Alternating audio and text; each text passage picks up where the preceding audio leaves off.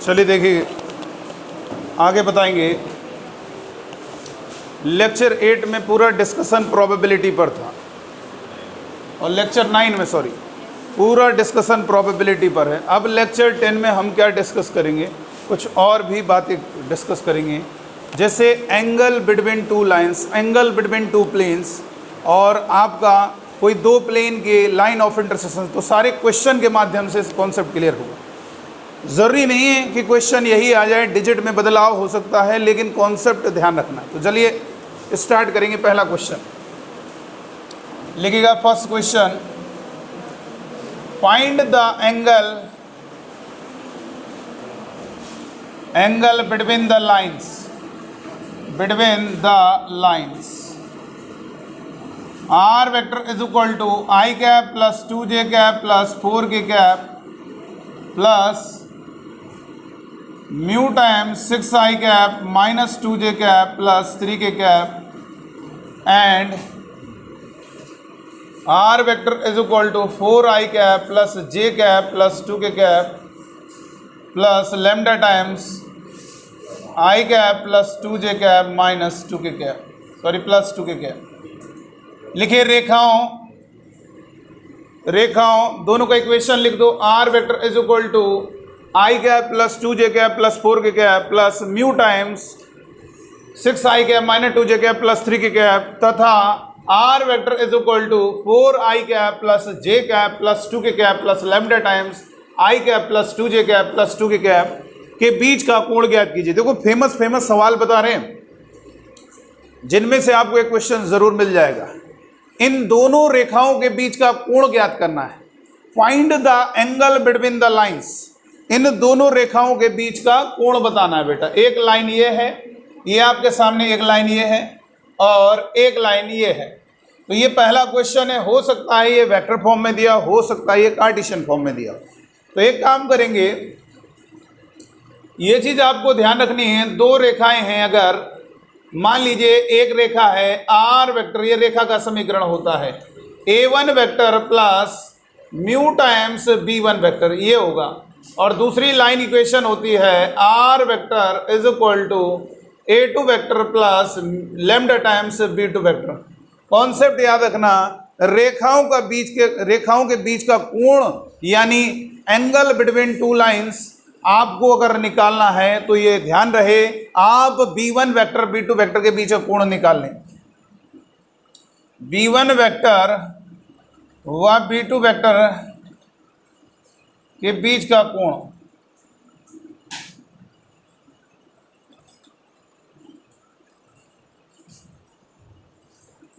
दो रेखाओं के बीच का कोण, ये बीच का कोण,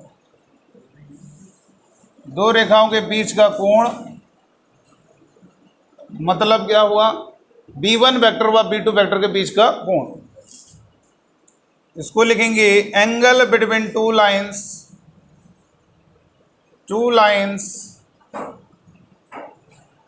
मतलब किसके बराबर, एंगल बिटवीन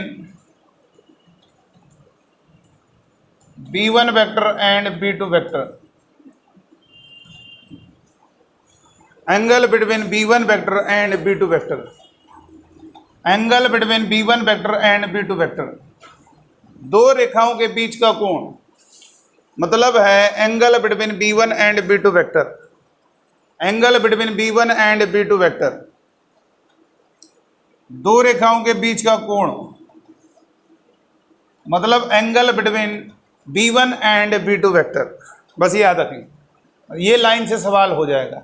जैसे आप दो सदिशों के बीच का कोण पढ़ते हैं, एंगल बिटवीन टू वेक्टर्स पढ़ते हैं, सेम कॉन्सेप्ट वही है। अरे जब दो रेखाओं के, सर मुझे दो वेक्टर के बीच का एंगल निकालना आता है, क्या बेटा दो रेखाओं के बीच, नहीं सर ये नहीं आता। तो बस आपको नहीं आता तो ये नॉलेज अगर आ गई तो बस आसान है। B1 वेक्टर B2 वेक्टर बनाना सीखो। म्यू के साथ जो गुणा हो रहा है वो B1 वेक्टर होगा और लेमडा के साथ दूसरी लाइन में जो मल्टीप्लाई हो रहा है वो आपका, जरूरी नहीं है लेमडा म्यू लिखाओ, इसे N1 N2 भी लिख सकते हैं, कोई ऐसा जरूरी नहीं है, कोई कुछ भी लिख सकते हैं, म्यू की जगह टी भी लिख सकते हैं, कोई इससे परेशान हो। लेकिन ये दो लाइन है तो अलग अलग होंगे, यहाँ पे N1 है तो यहाँ N2 होगा, यहाँ टी है तो यहाँ फिर कुछ और होगा। p लिख सकते हो स्मॉल p और यहाँ पे स्मॉल। तो अब आपको दोनों के बीच का एंगल निकालिए। अब हो गई थ्योरी क्लियर। तो देखो इस क्वेश्चन को देखना है, तो आइए देखिए कैसे करेंगे। सबसे पहले लिखेंगे r वेक्टर, क्या लिखा है, r vector equal to I cap plus 2j cap plus 4k cap plus mu time 6i cap minus 2j cap plus 3k cap. ये लिखा है कि तुलना का कंपैरिजन किससे कर रहे हैं, R vector is equal to a1 vector plus mu times b1 से करने पर इससे कंपेयर किया जा रहा है बेटा, इससे कंपेयर किया जा रहा है।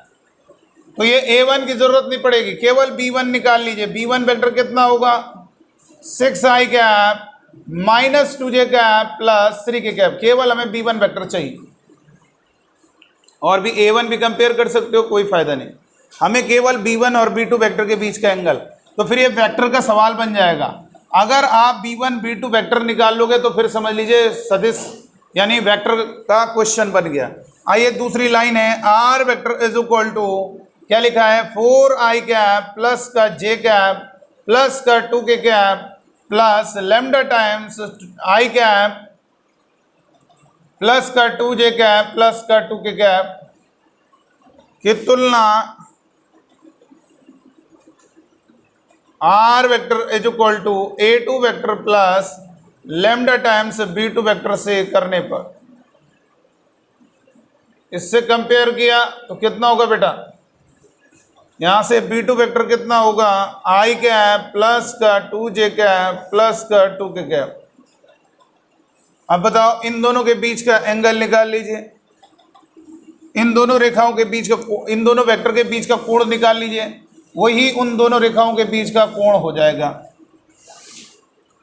तो यहां पर क्या लिखेंगे, b1 vector dot b2 vector is equal to पहले वाले वेक्टर का मॉडुलस दूसरे वाले वेक्टर का मॉडुलस into cos theta. b1 vector कितना है रख दीजिए, 6i cap minus 2j cap plus 3k cap dot b2 vector कितना है, i कैप प्लस का 2j कैप प्लस का 2k cap equal to b1 का मॉडुलस कितना होगा, b1 वेक्टर का 6 का वर्ग 36 वर्ग करेंगे, 6 का स्क्वायर 36 माइनस 2 का स्क्वायर 4 3 का स्क्वायर 9 इनटू पहले वाले का वर्ग आई कैप के क्वेश्चन का वर्ग 1 का स्क्वायर 1 2 का स्क्वायर 4 2 का square 4 into cos theta.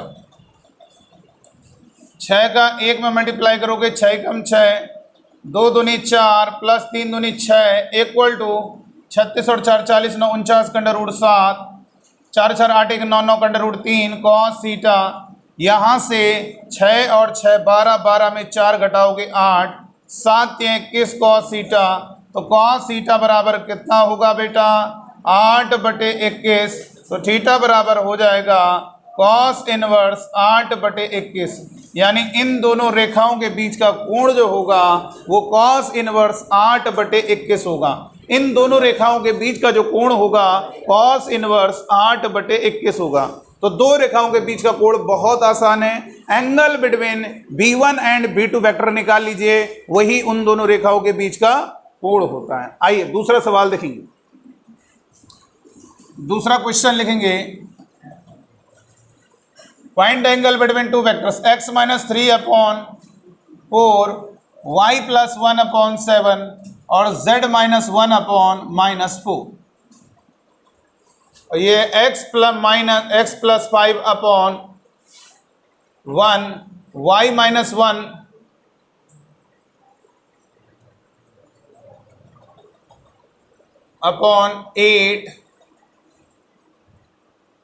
z minus 3/4।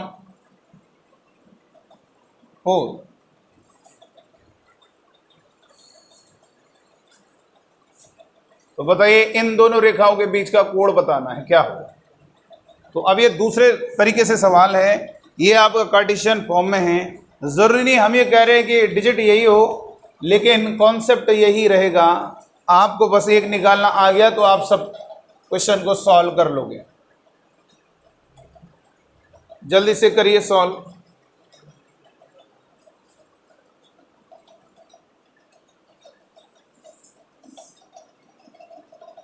इन दोनों रेखाओं के बीच का कोण बताना है, क्या होगा? Find the angle between the vectors, find the angle between the lines, इन दोनों लाइन के बीच का कोण बताना। कैसे आएगा जरा देखेंगे। लाइन है x minus 3/4 equal to y plus 1/7 equal to z minus 1/-4। तो b1 वेक्टर क्या होगा? पहली लाइन से b1 वेक्टर बनाएंगे, पहले वाले के साथ i कैप मल्टीप्लाई करेंगे, दूसरे वाले के साथ j कैप, तीसरे वाले के साथ k कैप। दूसरी लाइन है उसके dr से बनाएंगे b1, दूसरी लाइन है अपॉन 1 और y माइनस 1/8 और z माइनस 3/4। तो यहाँ से b2 वेक्टर दूसरी वाली लाइन से क्या बनेगा? पहले वाले के साथ i कैप मल्टीप्लाई करेंगे, दूसरे वाले के साथ j कैप मल्टीप्लाई करेंगे और तीसरे वाले के साथ k कैप मल्टीप्लाई करेंगे। अब इन दोनों वेक्टर के बीच का एंगल निकाल लो, वही इन दोनों रेखाओं के बीच का कोण होगा। तो b1 vector dot b2 vector equal to पहले वाले वेक्टर का मॉडुलस दूसरे वाले वेक्टर का मॉडुलस cos थीटा। तो b1 डॉट b2 कितना होगा? b1 वेक्टर की वैल्यू रख दे 4i cap plus 7j cap minus 4k cap dot b2 vector कितना होगा? i cap plus 8j cap plus 4a cap. b1 vector का modulus कितना होगा बेटा? 4 का वर्ग होगा 16, 7 का स्क्वायर होगा 49, माइनस 4 का स्क्वायर होगा 16 इंटू अंडर रूट दूसरे वाले को ऑप्शन 1 का स्क्वायर 1, 8 का स्क्वायर 64 प्लस 4 का स्क्वायर 16 इंटू कॉस थीटा। 4 एकम 4,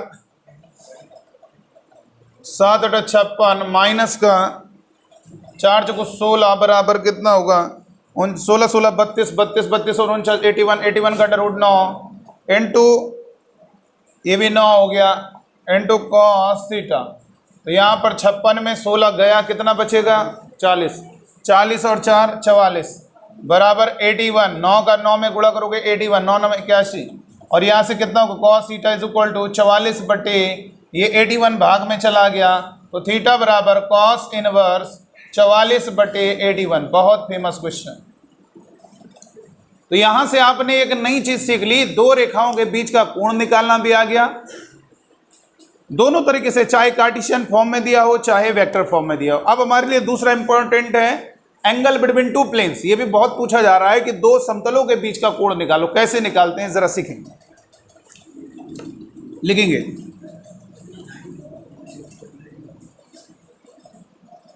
लिखिए बेटा, find the angle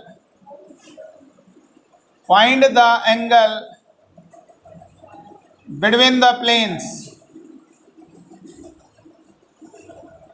r vector is equal to 2i cap plus j cap minus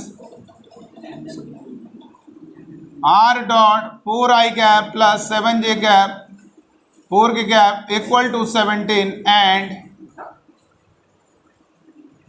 r vector is equal to 6i cap minus 2j cap plus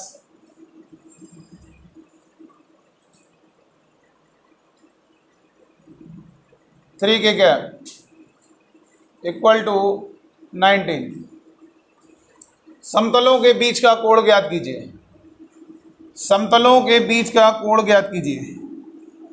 ये दो plane हैं, इन दोनों के बीच का एंगल बताना है, क्या होगा? समतलों के बीच का कोण ज्ञात कीजिए। इन दोनों प्लेन के बीच का एंगल फाइंड करना है। एक प्लेन ये है और एक प्लेन ये है, इन दोनों प्लेन के बीच का एंगल फाइंड करना है। इन दोनों समतलों के बीच का कोण बताना है। देखिए इधर, यहां पर आपको आदत बना ली है, आर वेक्टर के साथ हमेशा जो डॉट होता है वो उस प्लेन का नॉर्मल होता है, इक्वल टू कोई नंबर होगा। ये एक समतल का समीकरण है। एक प्लेन की क्वेश्चन होती है वेक्टर फॉर्म में, दूसरा प्लेन है R vector dot n2 vector is equal to q। ये कोई नंबर होगा, हमें इससे कोई मतलब नहीं। आपको ये ध्यान रखना है, समतल का समीकरण देखो, r डॉट, ये n1 थोड़ा ना लिखा होगा, समथिंग कोई वेक्टर, इसको n1 आप कह सकते हो, n1 वेक्टर। और ये दूसरा जो प्लेन है आर के साथ जो डॉट हो रहा है ये हमारा n2 वेक्टर होगा। तो हमें इन दोनों समतलों के बीच का कोण निकालना है, angle between two planes find करना है। तो कैसे आएगा इन दोनों समतलों के बीच का कोण? Find the angle between two planes, यानी इन दोनों समतलों के बीच का कोण निकालना है। कैसे हम इन दोनों प्लेन के बीच का एंगल फाइंड करेंगे, जरा सीखेंगे भाई। एक प्लेन ये होगा बेटा और दूसरा प्लेन ये होगा, और इन दोनों प्लेन के बीच का एंगल फाइंड करना है। इन दोनों समतलों के बीच का कोण ज्ञात करना है, इन दोनों प्लेन के बीच का एंगल फाइंड करना है। कैसे आएगा जरा, तो यहां पर कॉन्सेप्ट लिखेंगे, angle between two planes, angle between two planes equal to angle between n1 vector and n2 vector. ये भी गजब की नॉलेज है। जैसे वहां पर लाइन के बीच का एंगल में एक्चुअल में b1 वेक्टर b2 वेक्टर के बीच का एंगल, यहां पर भी एक बात समझ में आ रही है कि दो समतलों के बीच का कोण मतलब n1 और n2 के बीच का कोण निकालिए। नॉर्मल क्या होता है, कोई प्लेन है, जैसे व्हाइट बोर्ड है, ये प्लेन है, इस प्लेन के जो परपेंडिकुलर लाइन होगी या वेक्टर होगा उसको नॉर्मल कहलाएगा। ये अगर प्लेन है व्हाइट बोर्ड तो इसके परपेंडिकुलर जो लाइन बनाओगे या वेक्टर बनाओगे वो उसका नॉर्मल होगा, जो उसके लंबवत होता है। अभी लंब से हिंदी में कहते हैं। तो दो समतलों के बीच का कोण, दो समतलों के बीच का कोण का मतलब क्या हुआ? दो समतलों के बीच का कोण का मतलब क्या हुआ? n1 वेक्टर व n2 वेक्टर के बीच का कोण, इन दोनों के बीच का कोण का मतलब n1 वेक्टर और n2 वेक्टर के बीच का कोण। तो जरा देखेंगे कैसे होगा बेटा। r vector is dot 4i cap plus 7j cap minus 4k cap equal to 17 की तुलना r vector dot n1 vector equal to p से करने पर, जब इससे कंपेयर करोगे तो केवल p भी निकल आएगा, p की जरूरत नहीं, केवल हमें नॉर्मल चाहिए n1 वेक्टर। तो हमारा n1 नॉर्मल वेक्टर हो जाएगा 4i cap plus 7j cap minus 4k cap. दूसरा प्लेन है r vector dot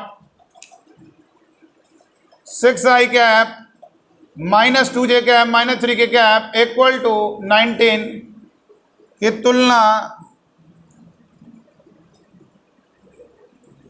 r vector dot n2 vector is equal to q से करने पर। इससे कंपेयर करेंगे तो n2 वेक्टर हो जाएगा 6i cap minus 2j cap minus 3k cap. ये दोनों प्लेन के बीच का एंगल निकालना है। कैसे कैलकुलेट करेंगे? इन दोनों के बीच का कोण कैसे कैलकुलेट करना है जरा बताइएगा। बहुत इजी है, n1 डॉट n2, अब बस वही है, प्रैक्टिस है, दो वेक्टर के बीच का एंगल, पहले वाले का मॉडुलस n2 दूसरे वाले का modulus n2 cos theta. n1 vector कितना है? 4i cap plus 7j cap minus 4k cap dot n2 vector कितना है? 6i cap minus 2j cap minus 3k cap equal to under root, पहले वाले का मॉडुलस कितना होगा n1?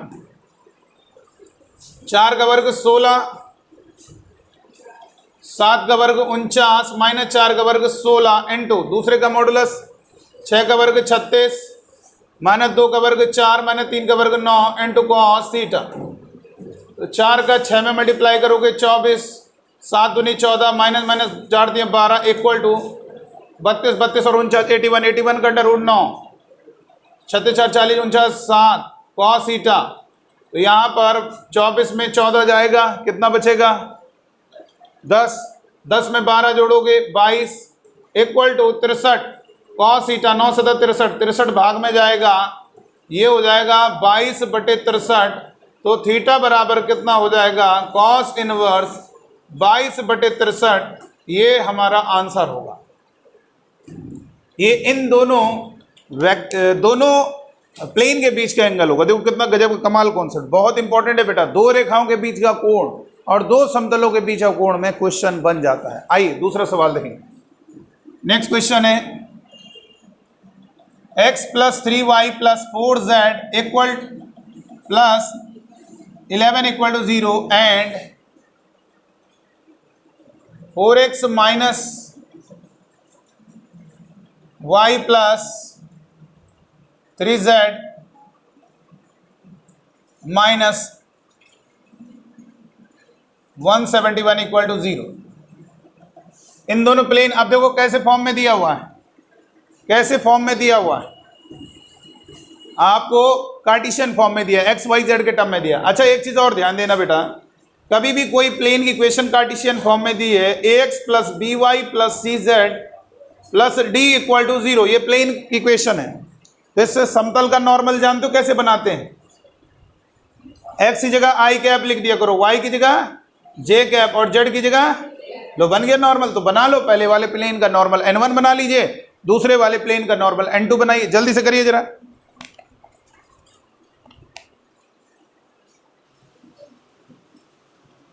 हो गया, आ गया। तो दो समतलों के बीच का कोण बहुत इजी है, दो प्लेन के बीच का एंगल निकालना बहुत आसान है।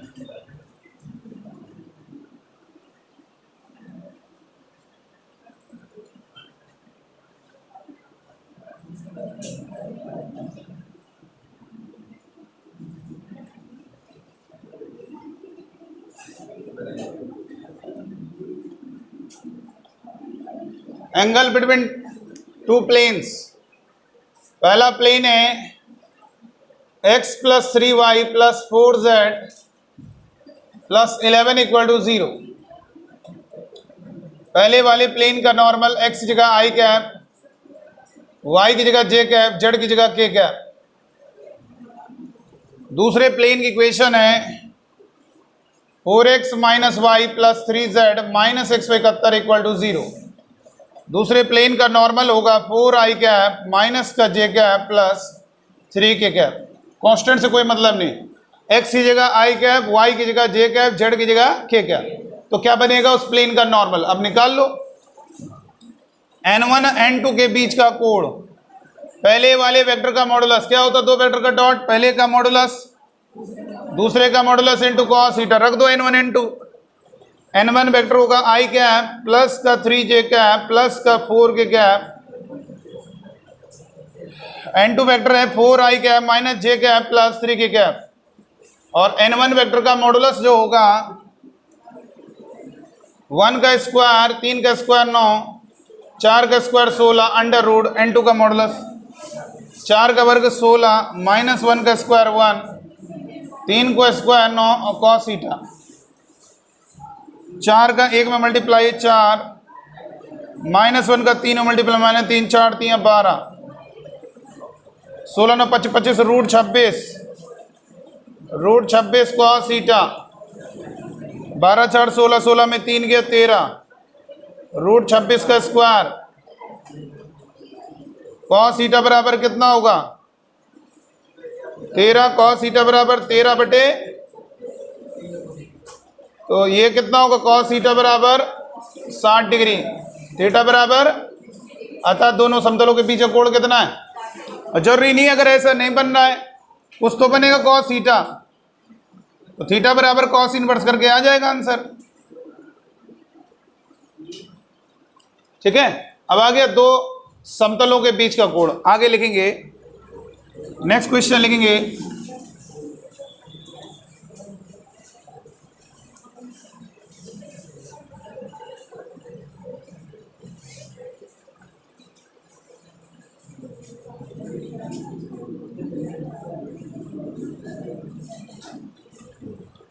देखिए बेटा दो प्लेन के बीच का एंगल निकालना है अगर, तो वो आपको आ गया।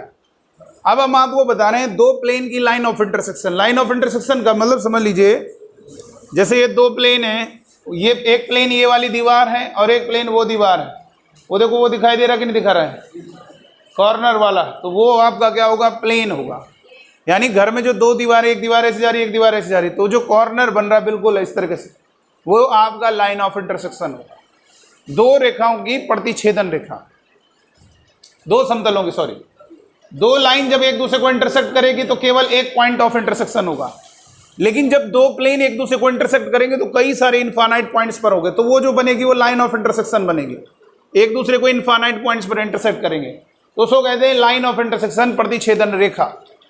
तो दो समतलों की फील करना प्रतिछेदन रेखा ही हम बोलते हैं, क्योंकि दो, जैसे हमने कहा रेखाओं का प्रतिच्छेद बिंदु, वैसे दो प्लेन का लाइन ऑफ इंटरसेक्शन का मतलब दोनों प्लेन जब एक दूसरे को इंटरसेक्ट करते हैं तो इनफाइनाइट पॉइंट्स होते हैं, उनमें इनफाइनाइट पॉइंट का कलेक्शन क्या बनता है, एक लाइन बनाता है, जिसको हम क्या कहेंगे, लाइन ऑफ इंटरसेक्शन। तो दो प्लेन की जो लाइन ऑफ इंटरसेक्शन है, उस लाइन ऑफ इंटरसेक्शन से पास होने वाला प्लेन अगर कभी पूछ रहा है तो कैसे निकालना है जरा सीखेंगे।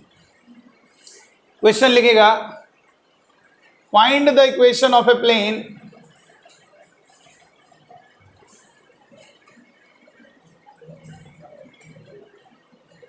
which is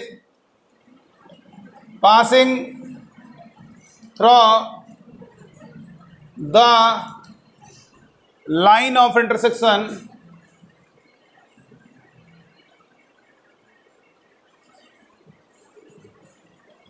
of two planes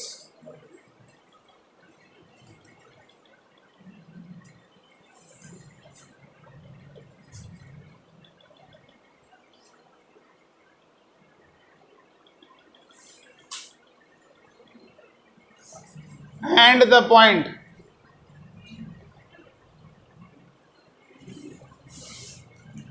उस समतल का समीकरण ज्ञात कीजिए, उस समतल का समीकरण ज्ञात कीजिए, उस समतल का समीकरण ज्ञात कीजिए जो समतलों x + 3y - 4z + 11 = 0 तथा, सॉरी लिख दिया 0,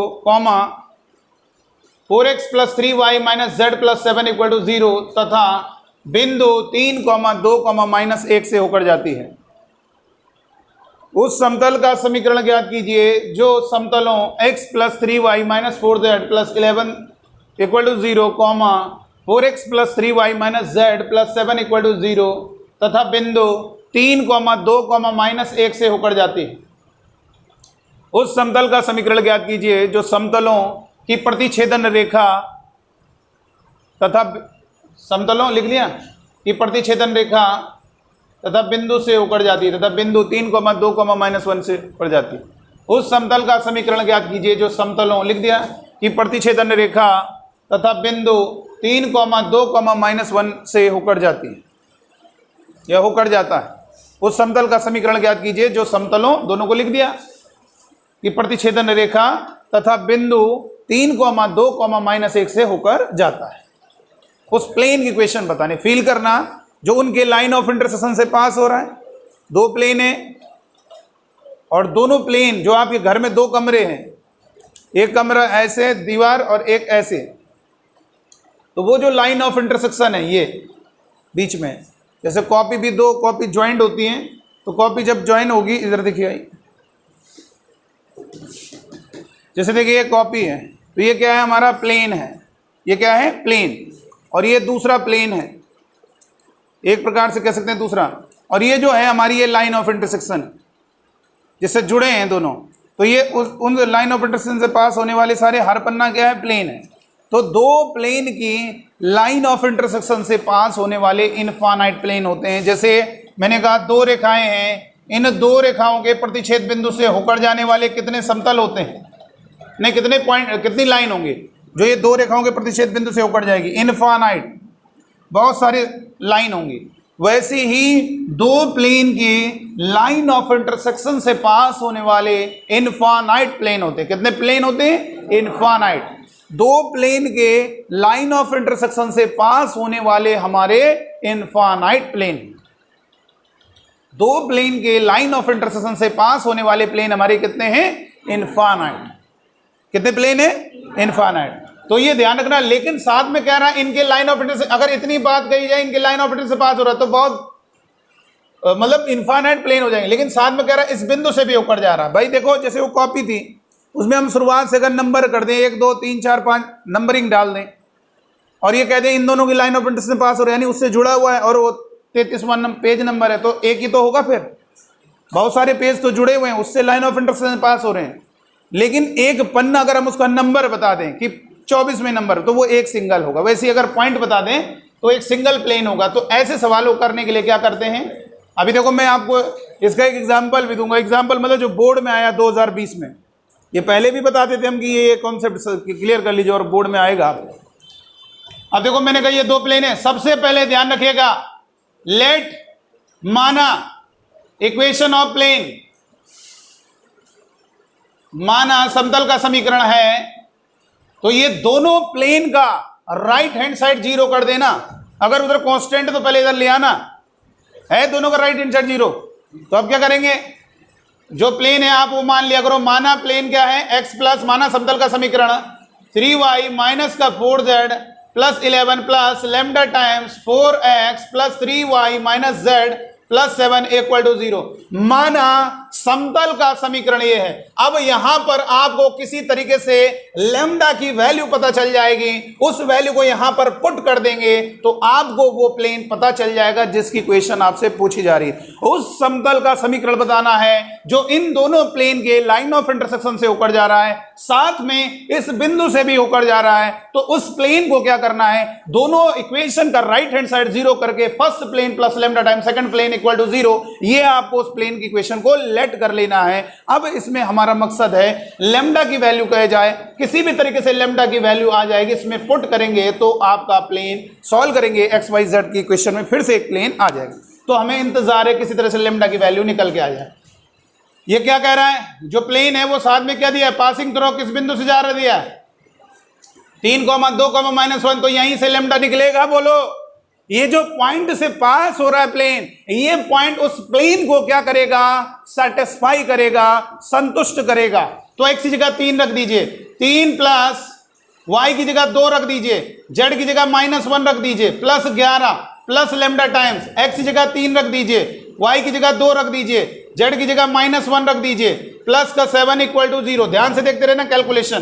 तो ये 3 दूनी 6, 3 का 2 में गुणा, 4 एकम प्लस का 4, और ये प्लस का 11 प्लस का लेमडा, इधर 4 3 12, 3 दूनी 6, minus minus plus 1 plus 7 equal to 0। Lambda की वैल्यू फ्रैक्शनल आती है, 11 और 4 15, 15 6 21, 21 और 3 24 प्लस लेमडा, इधर कितना होगा 12 6 18, 18 1 19, 19 और 7 26 इक्वल टू 0। तो 26 लेमडा इक्वल टू माइनस का 24, ये 24 उधर ट्रांसफर हुआ, 26 भाग में जाएगा, माइनस का 24 बटे में 26, 2 एकम 2 2 दूनी 4, 2 एकम 2 2 3 6, यानी लेमडा इक्वल टू -12 बटे 13। और इसे पुट करेंगे, put in equation A, put in equation A equation में जब पुट करोगे तो क्या होगा बेटा, ए इक्वेशन में पुट करोगे तो यहां पर आ जाएगा x प्लस 3y माइनस का 4z प्लस 11 प्लस लेमडा कितना है, लेमडा है माइनस का 12 बटे 13 गुणा 4x plus 3y minus z plus 7 equal to 0।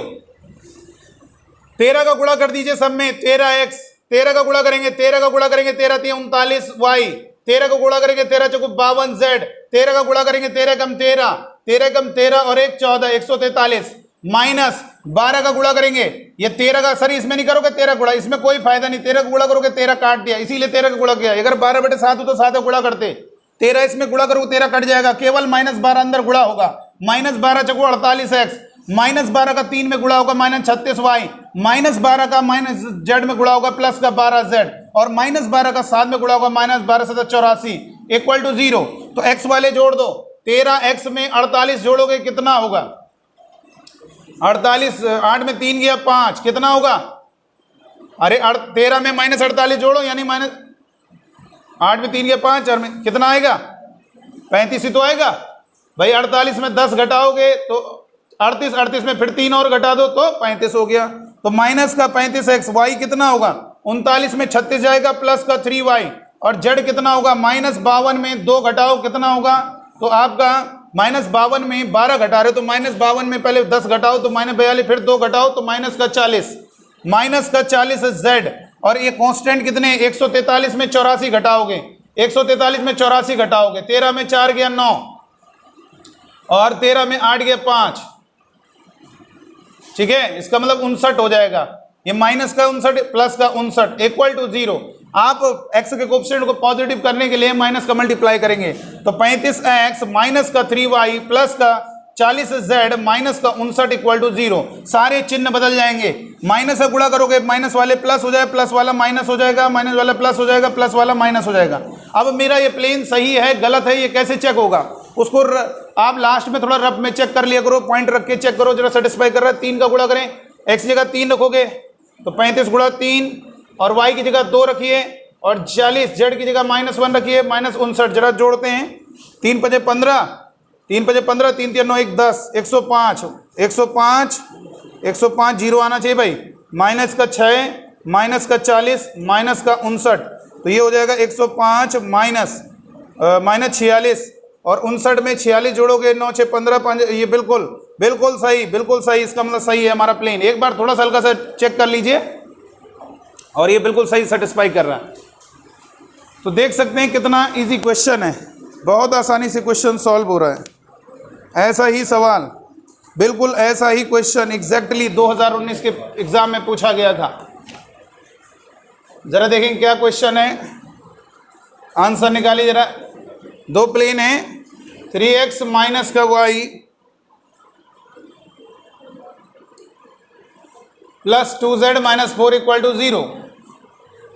दूसरा प्लेन है x प्लस वाई प्लस का z माइनस 2 इक्वल टू 0, और पॉइंट दिया है 2 2, 1। देख सकते हैं प्लेन आपके सामने दिया हुआ है, और आपसे पूछा जा रहा है इसका आंसर क्या होगा। मैं आंसर लिखता हूं, आप निकालिए जल्दी से। निकालना क्या, चेक कर लेंगे लास्ट में, अगर सेटिस्फाई करेगा इसका मतलब सही आंसर है। जल्दी से सॉल्व करो बेटा।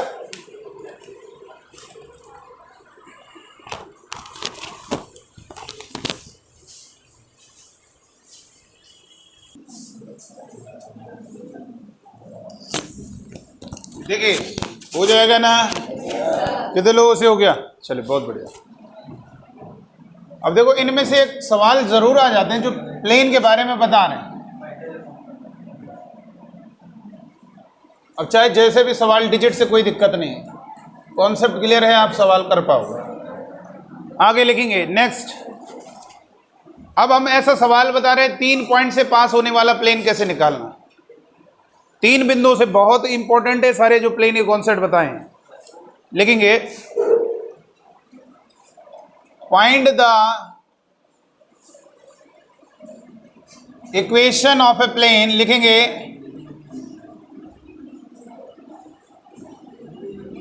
which is passing through the points।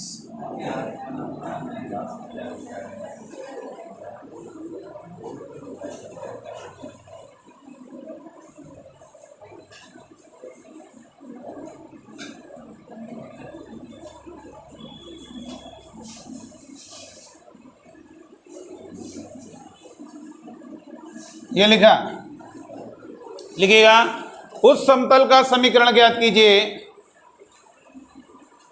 उस समतल का समीकरण ज्ञात कीजिए जो बिंदु 4, 1, -2, 5, 3, 4 तथा 6, 3, -3 से होकर जाता है। उस समतल का समीकरण ज्ञात कीजिए जो बिंदु 4, 1, -2, 5, 3, 4 और 6, 3, -3 से होकर जाता है। मतलब कितने पॉइंट्स हैं, एक बिंदु ये है, दूसरा पॉइंट ये है, तीसरा पॉइंट ये है। यानी सिंपल है, हम एक कॉन्सेप्ट सीख लेते हैं, 3 बिंदु से होकर जाने वाले समतल का समीकरण। ठीक है, इसका क्या है कॉन्सेप्ट जरा देखेंगे। 3 बिंदु,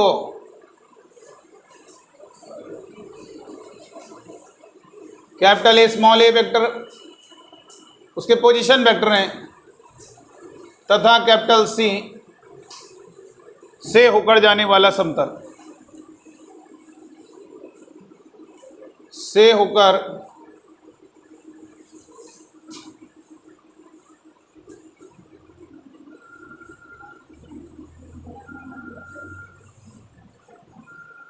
इक्वेशन ऑफ प्लेन। जो इक्वेशन ऑफ प्लेन होगी वो क्या फॉर्मूला होगा, R vector dot A vector cross B vector plus B vector cross C vector plus C vector cross A vector plus equal to A vector dot B cross C. देखो बेटा, हमारे पास plane को निकालने के equation, अच्छा इससे just पहले वाला जो सवाल था, पहले वाला जो क्वेश्चन था इससे जस्ट पहले, उसमें दो प्लेन की लाइन ऑफ इंटरसेक्शन जा रहा, लेकिन दो प्लेन जो दिए थे वो किस फॉर्मेट में दिए थे? Cartesian form. किस रूप में? आप बस एक काम करो, घबराना नहीं, पता चला अगर हमने वही सवाल दे दिया, देखो इधर,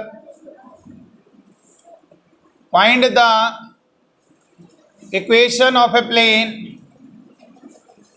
which is passing through the points, passing through the line of intersection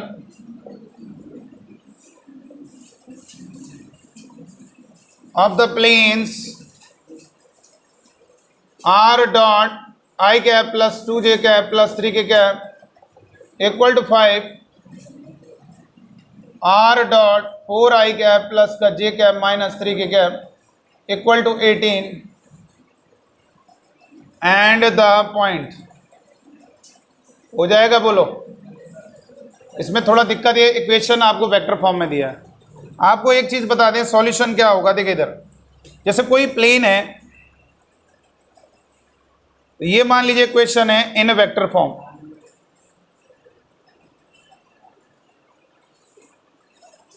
और इसी प्लेन की इक्वेशन इन कार्टेशियन फॉर्म।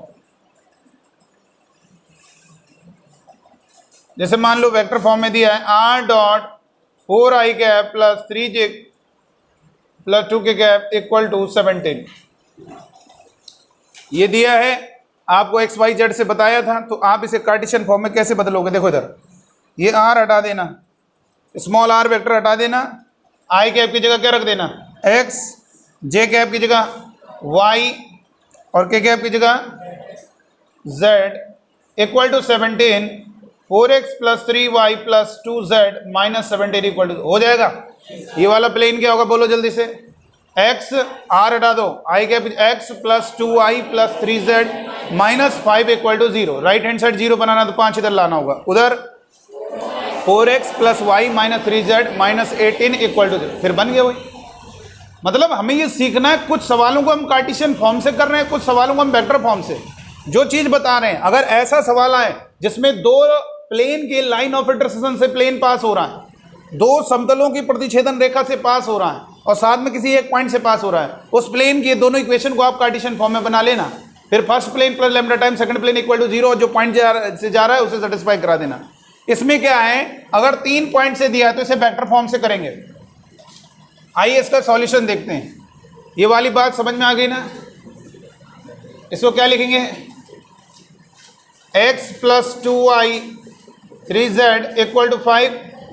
अगला स्टेप क्या होगा? x plus 2y plus 3z minus 5 equal to 0। इसका बताइए अगला स्टेप क्या होगा?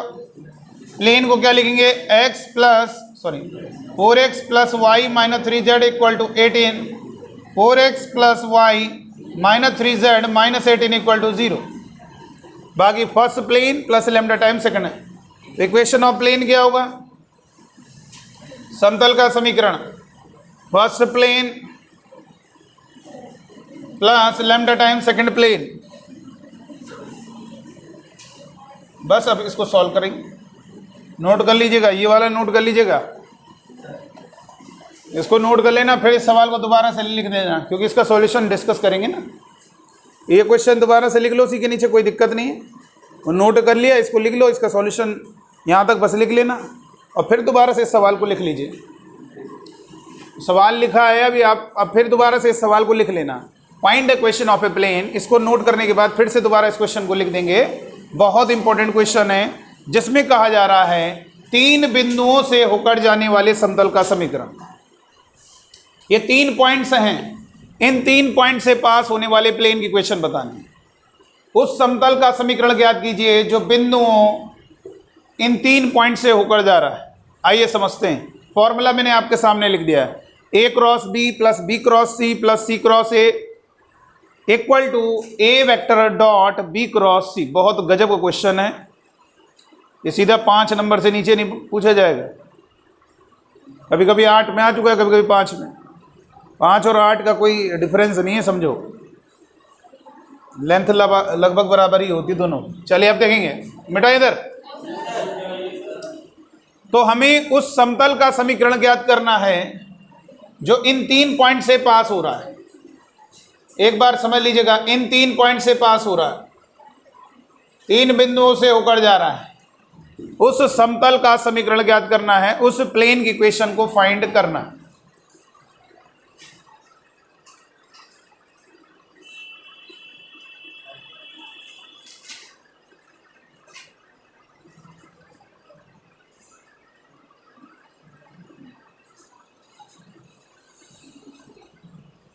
रब करें हम।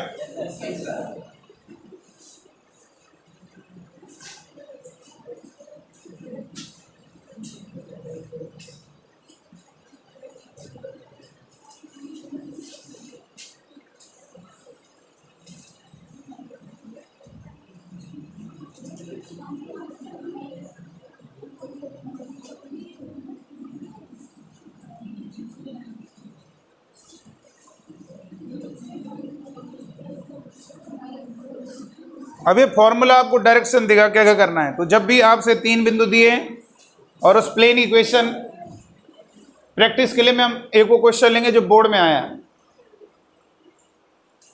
मतलब ये ऐसा नहीं बेटा, जब भी हम हर साल ये बताते हैं पॉइंट्स और आप देखिए 2018 2019 इनमें से कोई एक सवाल फंस जाएगा। जरूरी नहीं वो 2 हो सकता है, वो सवाल में पूछे 2 प्लेन के बीच का एंगल बताइए क्या होगा। हो सकता है क्वेश्चन में ये पूछ लिया जाए ये 3 बिंदु से जाने वाले समतल, उससे आपको फायदा हो जाएगा। देखिए कैसे। सबसे पहला पॉइंट क्या है, स्मॉल ए वेक्टर पोजीशन वेक्टर बना लीजिए। ए वो पॉइंट जो है उसे कोऑर्डिनेट है, उससे आपका वेक्टर कोऑर्डिनेट है। तो जो पॉइंट कोऑर्डिनेट दिए उससे ए वेक्टर बनाओ, कितना होगा, पहले वाले के साथ आई कैप, दूसरे वाले के साथ जे कैप, तीसरे वाले के साथ के कैप। दूसरे वाले से स्मॉल बी वेक्टर बनाओ, कितना होगा 5 आई कैप प्लस का 3 जे कैप प्लस का 4 की कैप। तीसरे वाले से सी वेक्टर बनाइए, कितना होगा 6 आई cap plus 3 J cap minus 3 के कैप। अभी बताइए, अब हम प्लेन की इक्वेशन लगा दें? नहीं, पहले क्या क्या निकालना होगा। फॉर्मूला आपको डायरेक्शन देते जा रहा है। पहले क्या करेंगे, ए क्रॉस बी कैसे निकलता है डिटरमिनेंट बना के, फिर क्या कैलकुलेट करेंगे बी क्रॉस सी, उसके बाद क्या कैलकुलेट करेंगे सी क्रॉस सी, तब आप फॉर्मूला अप्लाई करें। तो चलिए आइए सबसे पहले ए क्रॉस बी कैलकुलेट किया जाए। ए क्रॉस बी क्या होगा बेटा, यहाँ पर लिखेंगे आई कैप जे कैप के कैप, ए वेक्टर के कोफिशिएंट लिखो 4 1 माइनस 2, बी वेक्टर कोफिशिएंट लिखो 5 3 4। यहाँ से कैलकुलेशन करोगे प्लस माइनस प्लस। सबसे पहले आई कैप लिखोगे, जिस कॉलम जिस रो में उसको हटा दीजिए 1 3 माइनस 2 4, माइनस का जे कैप लिखोगे, जिस कॉलम जिस रो में उसको हटा दीजिए 4 5 माइनस 2 4, फिर प्लस का के कैप, ये जिस कॉलम जिस रो में उसको हटा दीजिए 4 5 1 3। यहाँ से कैलकुलेशन करोगे ए क्रॉस बी कितना होगा 4,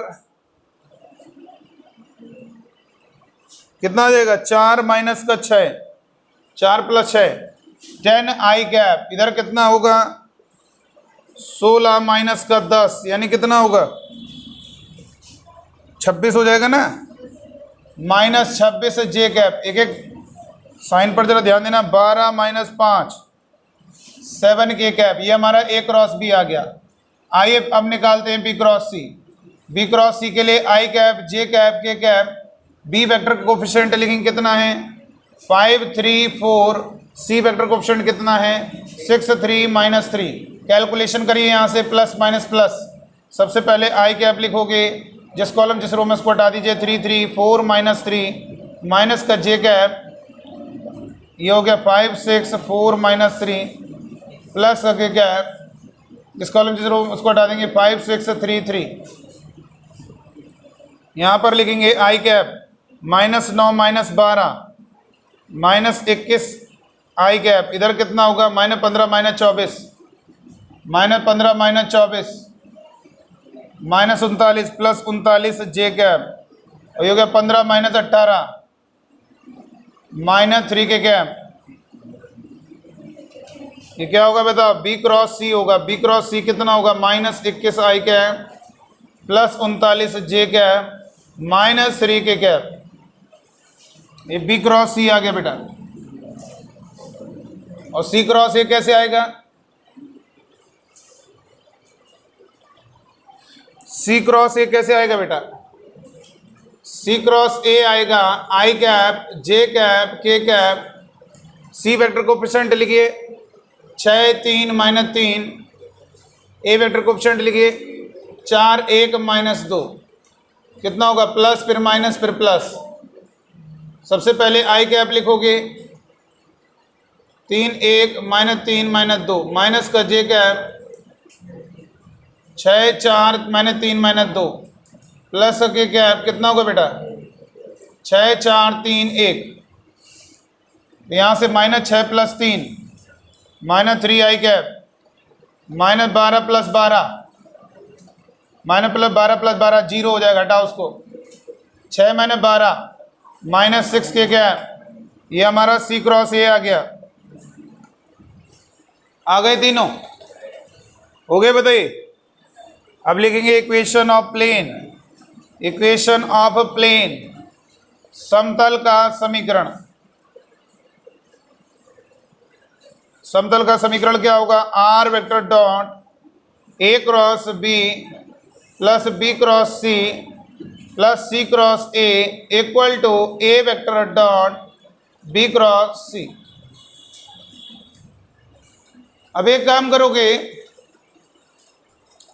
यहां पर A cross B, B cross C cross A की वैल्यू रख देते हो आप, रखने की जरूरत नहीं है, ये खुद ही समझ में आ रहा है कि भैया A cross B cross C cross A तीनों को क्या करना है? जोड़ना है। तो जोड़ दो, यहीं से जोड़ो, आई कैप वाला जोड़ो, 10 -11 जोड़ो, 10 - 11 प्लस 10 में -21 जोड़ोगे, 10 में -21 जोड़ोगे -11, -11 में -3 जोड़ोगे -14 आई कैप वाले सारे जोड़ दो, क्योंकि आई कैप के साथ ही जुड़ेगा। अब इसके पास जे कैप वाला -26 + 39, -26 + 39 बोलो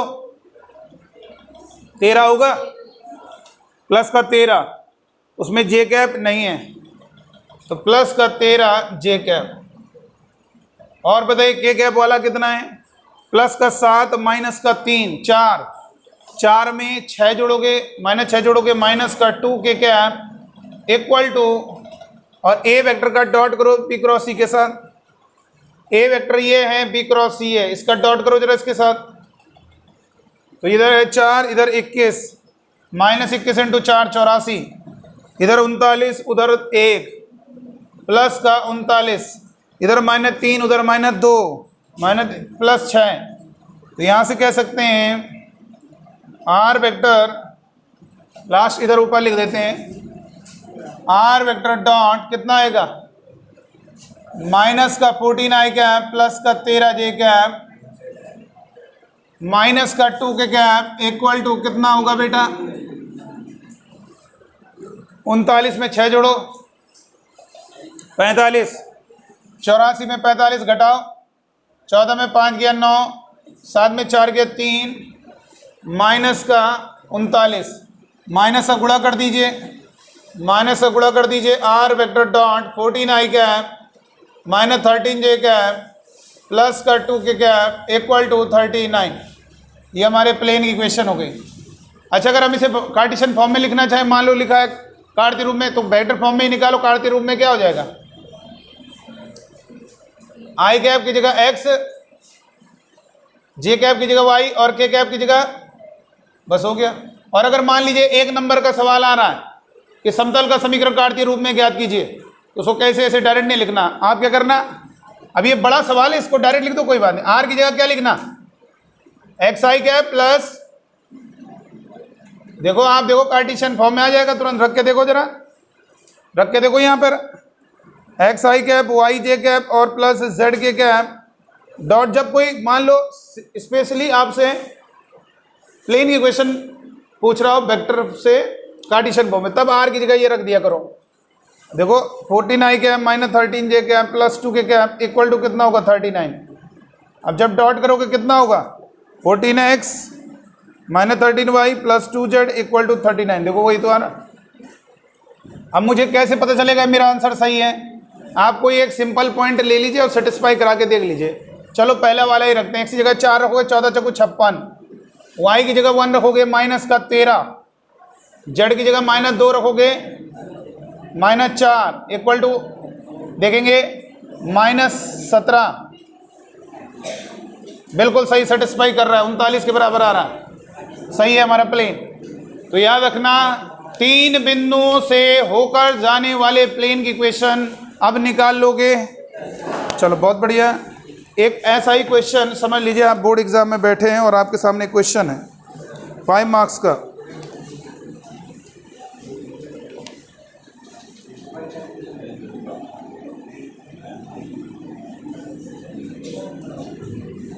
निकालिए आंसर, बताइएगा। पहला पॉइंट है 1, 1, -1। दूसरा पॉइंट है 6, 4, -5।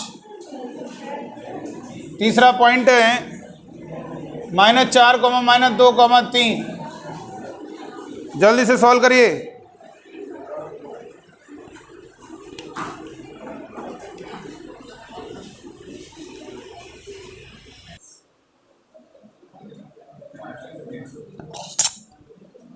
आगे लिखते हैं।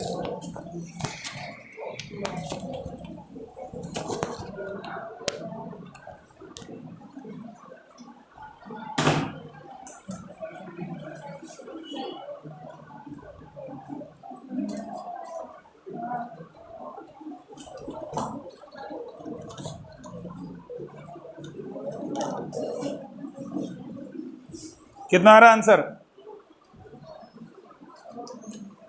आ नहीं रहा किसी का? 0 आ रहा है क्या? मतलब A cross B, B cross C, C cross A सबको ऐड करने पे 0 आ रहा है क्या? गड़बड़ हो गई फिर।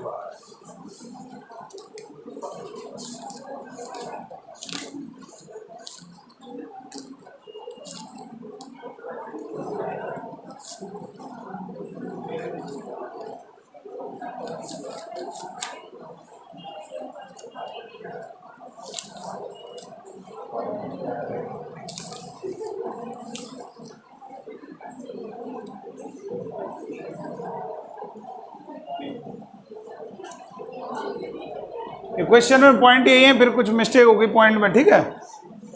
पॉइंट में थोड़ा सा गड़बड़ी होगी तभी आएगा आंसर सही आपका।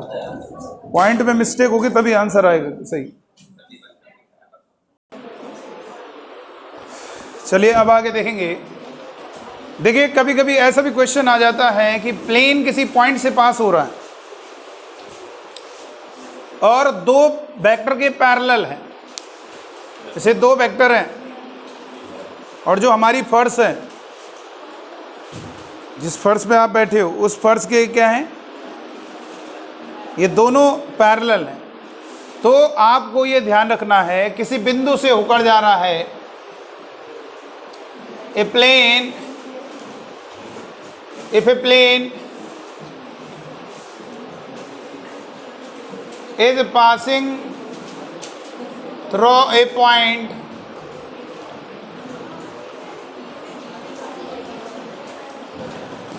and parallel to the vectors B and C, then its equation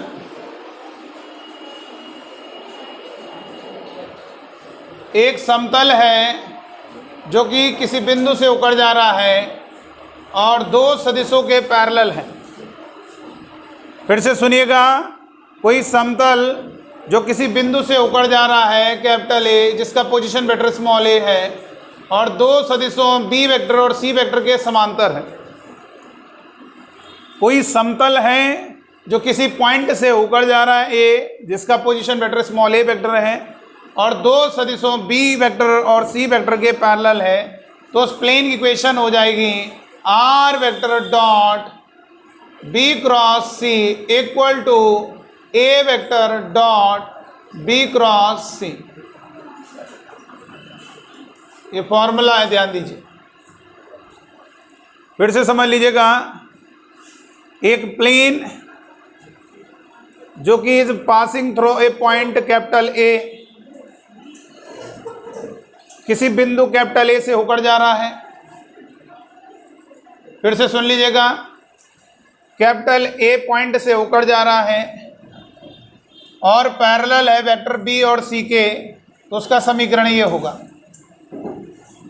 फिर से सुन लीजिएगा, एक प्लेन है जो कि बिंदु कैपिटल ए से होकर जा रहा है, जिसका पोजीशन वेक्टर कैपिटल ए और दो सदिशों बी वेक्टर और सी वेक्टर के क्या है, पैरेलल है। एक सदिश जो बिंदु कैपिटल ए से होकर जा रहा है, ठीक है बेटा, और दो सदिशों बी वेक्टर और सी वेक्टर के क्या है, पैरेलल है। तो उस समतल का समीकरण होगा R vector dot B cross C equal to A vector dot B cross C. समझ रहे हो बात को? एक प्लेन जो कि दो बिंदु कैपिटल ए से होकर जा रहा है तथा दो सदिशों बी वेक्टर व सी वेक्टर के समांतर है, तो समतल का समीकरण होगा R vector dot B cross C equal to A vector dot B cross C. ये प्लेन की इक्वेशन हो जाएगी, ठीक है ना बेटा?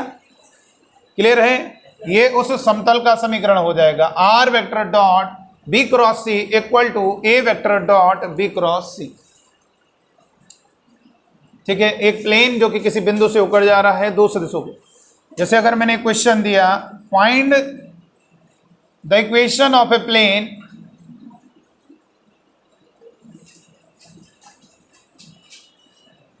which is passing through the points, passing through the point 2 and parallel to the vectors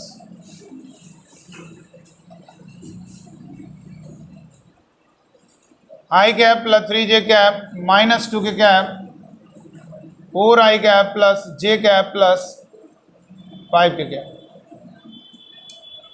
उस समतल का समीकरण ज्ञात कीजिए जो बिंदु 4, -3, 2 से होकर जाता है तथा सदिशों i cap plus 3j cap minus 2 K cap तथा 4i cap plus j cap plus 5 के कैप के समांतर है। उस समतल का समीकरण ज्ञात कीजिए जो बिंदु 4, -3, 2 से होकर जाता है तथा सदिशों i cap plus 3j cap minus 2 K cap तथा 4i cap plus j cap plus 5 के कैप के समांतर, ठीक है। उस समतल का समीकरण ज्ञात कीजिए, उस समतल का समीकरण ज्ञात कीजिए, उस समतल का समीकरण ज्ञात कीजिए जो बिंदु 4, -3, 2 से होकर जाता है तथा सदिशों i cap plus 3j cap minus 2 K cap तथा 4i cap plus j cap plus 5 के कैप के समांतर है। उस प्लेन की इक्वेशन बतानी है जो इस पॉइंट से होकर जा रहा है और इन दो सदिशों के समांतर है। उस प्लेन की इक्वेशन बतानी, बताइए कैसे हो? उस प्लेन का इक्वेशन बताना है जो इस पॉइंट से होकर जा रहा है और साथ में ये दो सदिश हैं, इन दोनों के क्या है, पैरेलल है। तो बहुत इजी है। कैसे होगा बेटा? बहुत आसानी से। ए वेक्टर क्या होगा? जिस पॉइंट से जा रहा है ए क्या होगा? 4i cap minus 3j cap plus 2 की कैप और दो सदिश हैं बी और सी, उनके पैरेलल है। बी वेक्टर होगा i cap plus 3j cap minus 2 K cap और सी वेक्टर है 4i cap plus j cap minus plus का 5 के कैप। तो सबसे पहले b क्रॉस सी निकाल लेते हैं। b क्रॉस सी क्या होगा बेटा? i cap j cap k cap. b vector coefficient हो गए 1, 3, -2। c वेक्टर कोएफिशिएंट है 4, 1, 5। कैलकुलेशन करेंगे प्लस माइनस प्लस, जिस कॉलम जिस रो में उसको हटाएंगे 3, 1, -2, 5 माइनस जे कैप, जिस कॉलम जिस रो में उसको हटाएंगे 1, 4, -2, 5 प्लस के कैप, जिस कॉलम जिस रो में है उसको हटाएंगे 1, 4, 3, 1। आई कैप मल्टीप्लाई करोगे 15 माइनस का 2, 15 प्लस का 2 माइनस जे कैप इधर मल्टीप्लाई करोगे 5 माइनस का 8 यानी प्लस का 8 प्लस का के कैप मल्टीप्लाई करोगे 1 माइनस का 12, 1 माइनस का 12 तो कितना होगा बेटा? B cross C equal to कितना हो गया? 15 और 2 17 I cap minus 13 J cap minus 11 K cap. B cross सी हो गया। लिखेंगे इक्वेशन ऑफ अ प्लेन, समतल का समीकरण।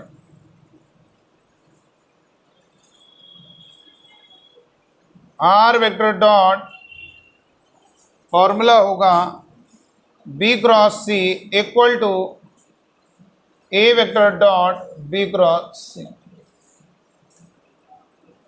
R vector dot B cross C ये लिख देंगे 17 I cap 13 J cap minus 11 K cap equal to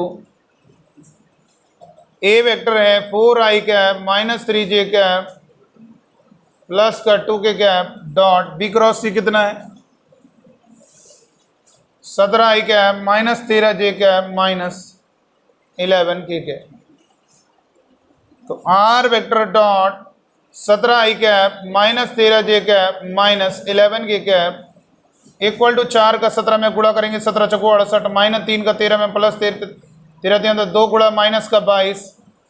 are vector dot 17 I cap minus 13 J cap minus 11 K cap बराबर 68 में 39 जोड़ोगे 9 और 8 17 6 3 9 1 10 107 में 22 घटाओगे 7 में 2 गया 5 10 में 2 गया 8 85 85। ये हमारे प्लेन की इक्वेशन होगी, ये समतल का समीकरण होगा। ठीक है, आ गई ना? प्लेन की इक्वेशन निकालना आ गया। 3 पॉइंट से पास हो रहा है प्लेन, वो भी आ गया। किसी एक पॉइंट से पास हो रहा है और 2 सदिशों के समांतर है तो भी उस प्लेन की इक्वेशन आपको आ गई।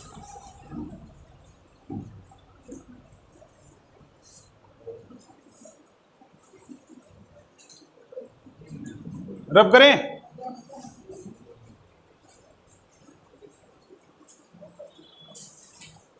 देखो नॉर्मल, प्लेन का जो नॉर्मल होता है, प्लेन का नॉर्मल किसको कहते हैं? ऐसी रेखा या ऐसा वेक्टर जो उस प्लेन के परपेंडिकुलर होगा। जैसे ये वाला है, ये आपका मार्कर इस व्हाइट बोर्ड के परपेंडिकुलर है, इसलिए इसका नॉर्मल होगा। कभी कभी 2 नंबर में सवाल बन जाता है, लिखेंगे find the equation of a plane which is passing through the point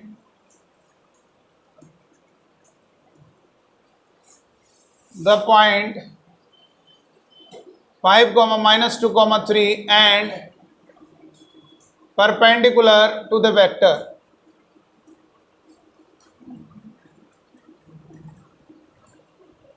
(7 i cap plus 3 j cap plus 2 k cap। कैसे करेंगे?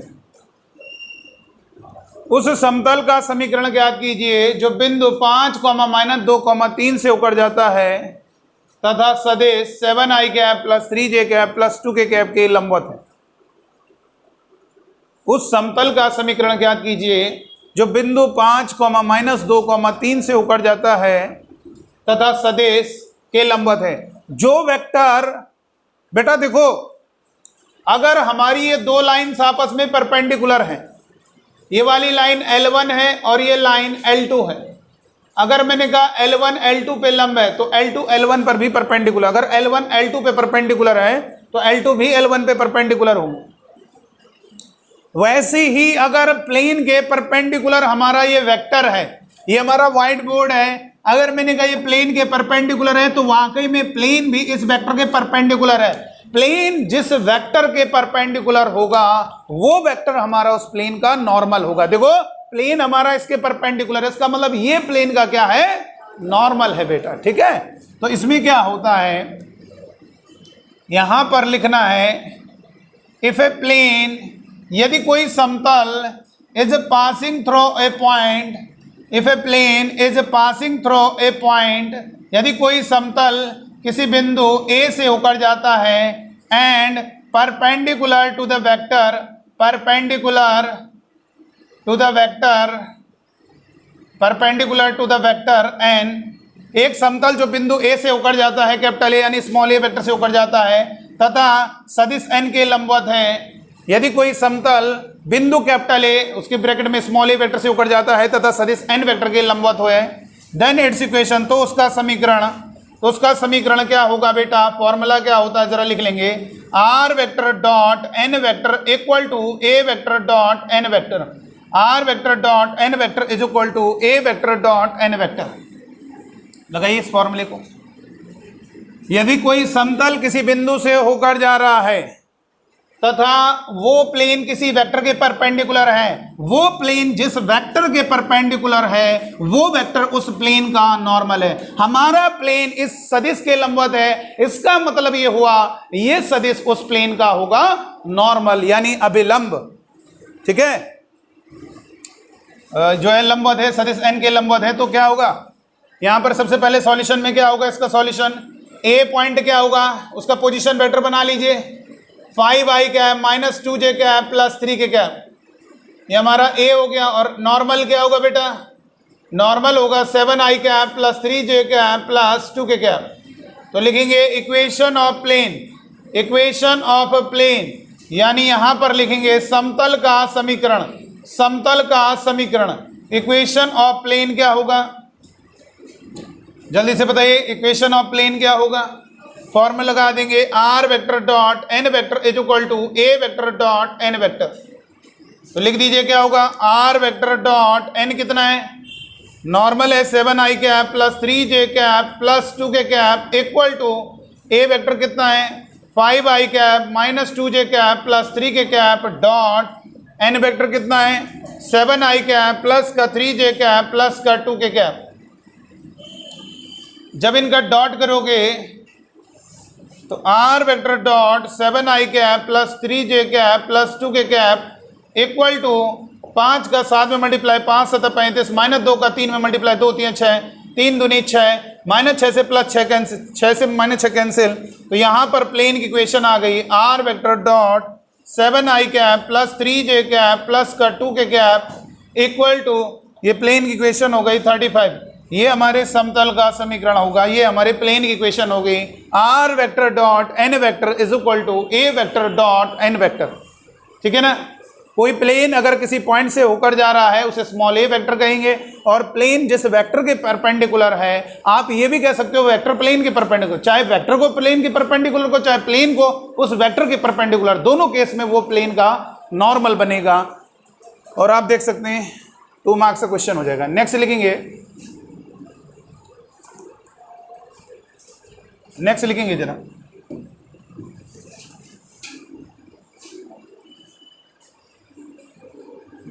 Find the equation of a plane whose distance from the origin is 5 unit and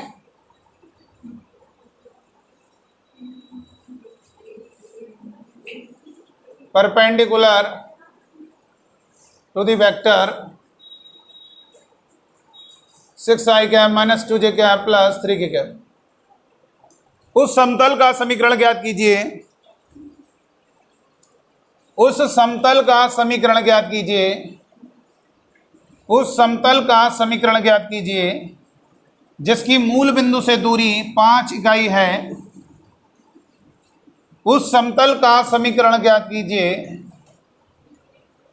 जिसकी मूल बिंदु से दूरी 5 इकाई है, जिसकी मूल बिंदु से दूरी 5 इकाई है तथा सदिश 6i cap minus 2j cap plus 3k cap के लंबवत है।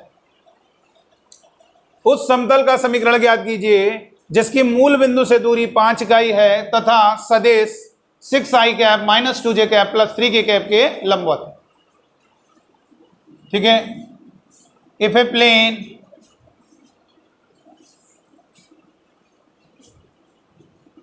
is perpendicular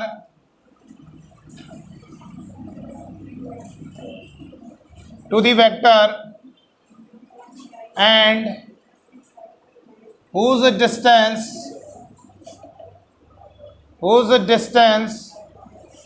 from the origin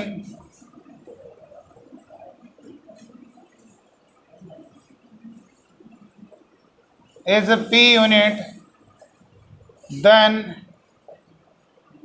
it's equation, तो उसका समीकरण r dot N cap is equal to P, ये फॉर्मूला होता है r vector dot N cap is equal to P.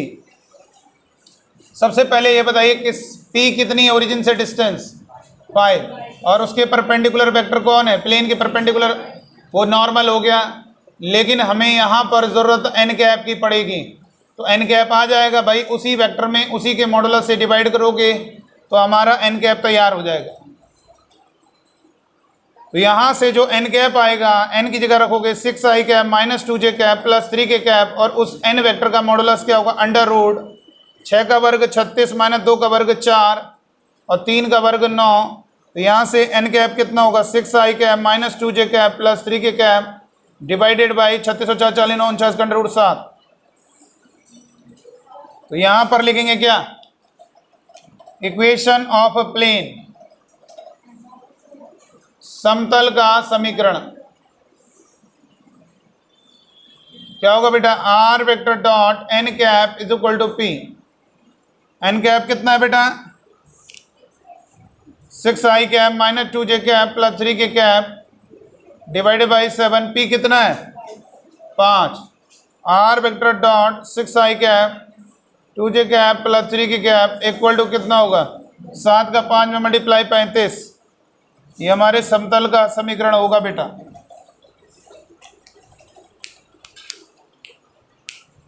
ठीक है, तो प्लेन की इक्वेशन इस तरीके से आएगी, जल्दी से नोट कर लीजिए।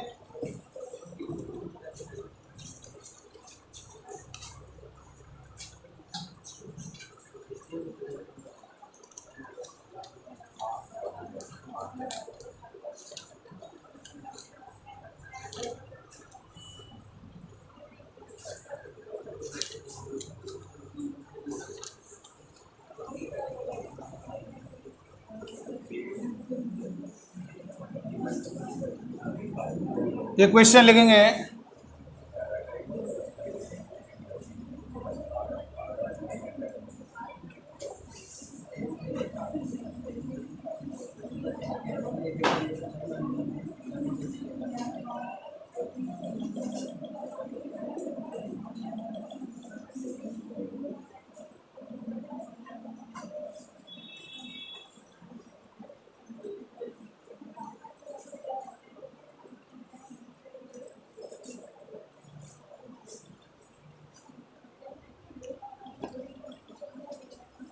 लिखेंगे रेखा, रेखा इक्वेशन लिख दो, x minus 2/6 equal to y minus 1/2 equal to z minus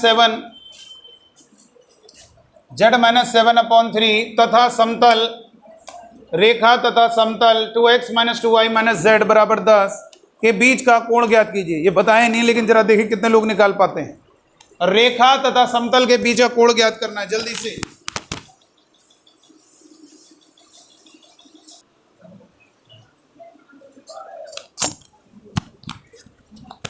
तो बताइए हो गया।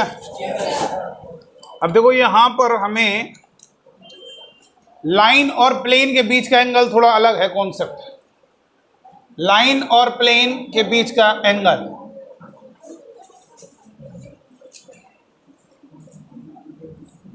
जरा इसको समझिएगा, रेखा और समतल के बीच का कोण कैसे निकाला जाता है, इसका क्या फंडा है उसको समझा लें।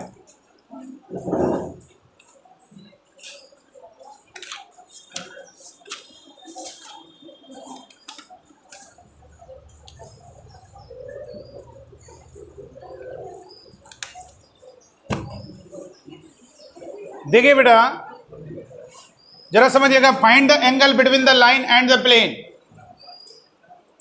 ये एक प्लेन लाइन है और ये हमारा ये लाइन है और ये हमारा क्या है, प्लेन है।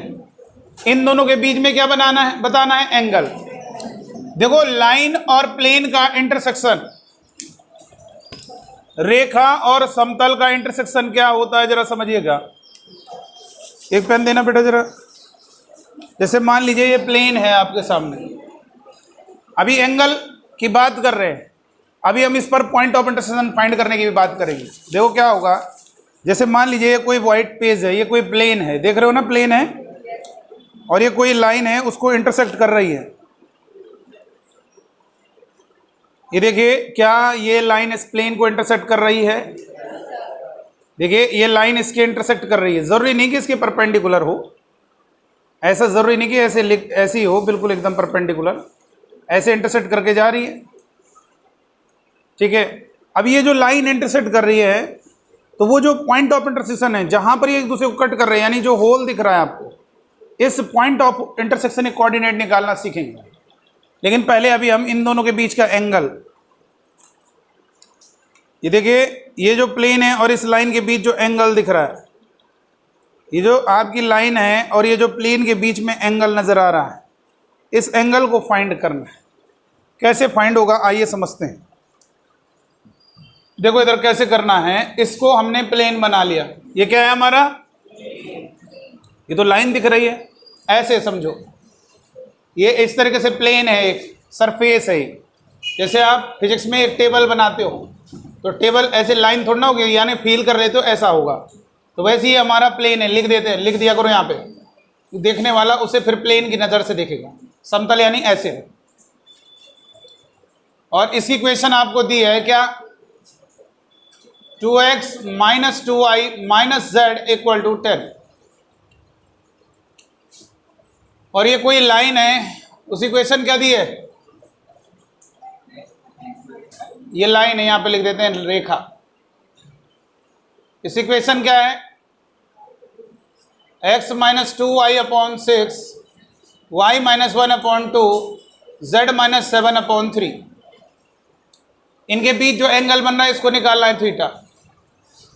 इसमें एक टेक्निक है, ध्यान रखिएगा, ये हमें थीटा निकालना है। हम इसका नॉर्मल, ये इसका नॉर्मल होगा कि नहीं होगा, और इसकी डायरेक्शन में बी वेक्टर इसके डी आर से बन सकता है, ये बी वेक्टर इसके डी आर से बन जाएगा लाइन। तो ये वाला एंगल कितना होगा बेटा, ये पूरा 90 है, यहाँ से लेकर यहाँ तक 90 है, और थीटा माइनस करो कितना होगा, 90 - थीटा।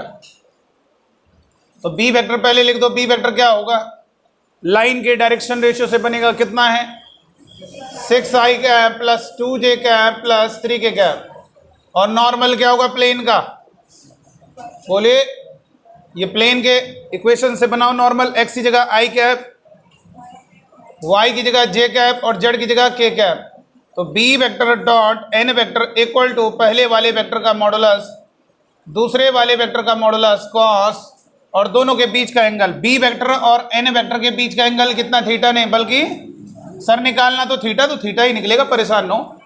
तो ये b वेक्टर की वैल्यू कितनी है, 6i cap + 2j cap + 3k डॉट नॉर्मल की वैल्यू कितनी है, 2i cap - 2j cap - k cap. B vector का मॉडुलस कितना होगा, 6 का वर्ग 36, 2 का वर्ग 4, 3 का वर्ग कितना होगा 9 into under root modulus of n vector कितना है, 2 का वर्ग कितना होगा 4 - 2 का वर्ग 4 - 1 का वर्ग 1, और ये होगा साइन थीटा। कैसे, cos 90 - थीटा, cos 90 - थीटा क्या होगा बेटा, साइन थीटा होगा। दोनों का डॉट करो, 6 दूनी 12, 2 दूनी 4, -3 = 3, 36 और 4 40, 40 9 49 का रूट 7, 4 4 8 8 9 9 का रूट 3 साइन थीटा। यहाँ से कहेंगे -7, 12 में 7 गया 5 बराबर 21 को साइन थीटा। तो यहाँ से कह सकते हैं साइन थीटा बराबर कितना होगा बेटा, 5/21 भाग में चला गया, तो theta equal to sine inverse 5/21। ये हमारा आंसर आ गया बेटा। यहाँ पर इन दोनों लाइन और प्लेन के बीच का एंगल आ गया थीटा, साइन इनवर्स में आता है हमेशा आंसर। तो याद रखेंगे रेखा और समतल के बीच का एंगल कैसे आना है, ये थोड़ा सा डायग्राम बना लिया करो, अपने आप आ जाए। नॉर्मल और बी वेक्टर लाइन की डायरेक्शन में बस उनके बीच का एंगल क्या होगा, इधर थीटा था तो उधर 90 माइनस थीटा, इस तरीके से आप आंसर निकाल सकते।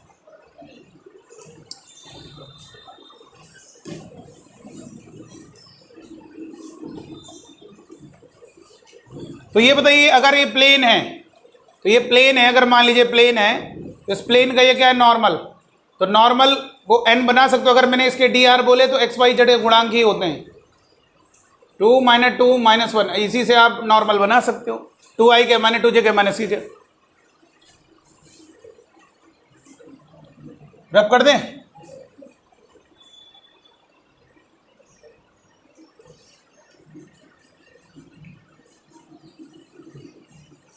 अब देखिए, जैसे मान लीजिए हमने ये क्वेश्चन लिखा है, find the point of intersection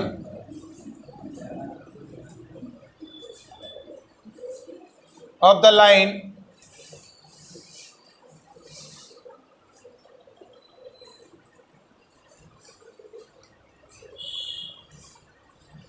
and the plane.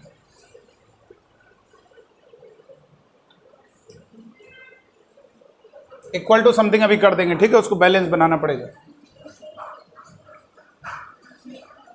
ये कोई रेखा है और ये कोई समतल है, इन दोनों का प्रतिच्छेद बिंदु बताना है।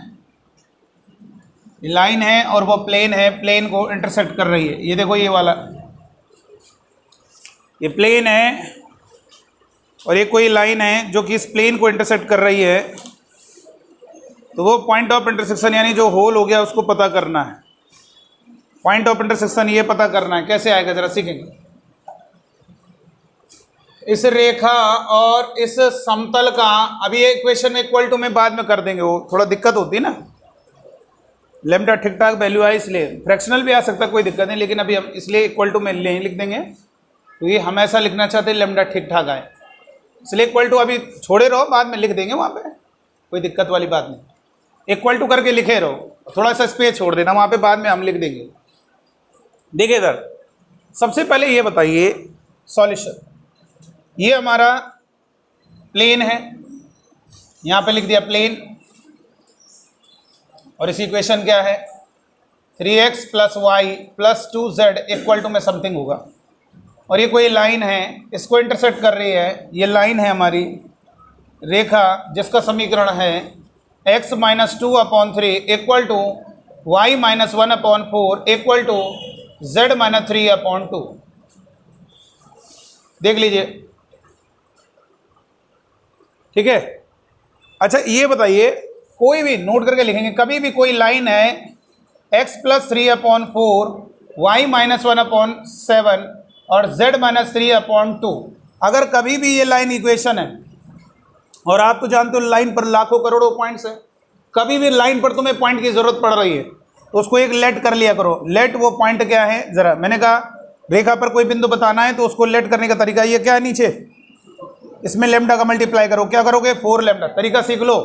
फिर जस्ट इसके ऊपर जाओ, इनके बीच में कौन सा साइन है उसको बदल दो, फिर उसके आगे वाले को लिख दो 3, मतलब जो कांस्टेंट है उसका साइन बदल के उसको लिखो।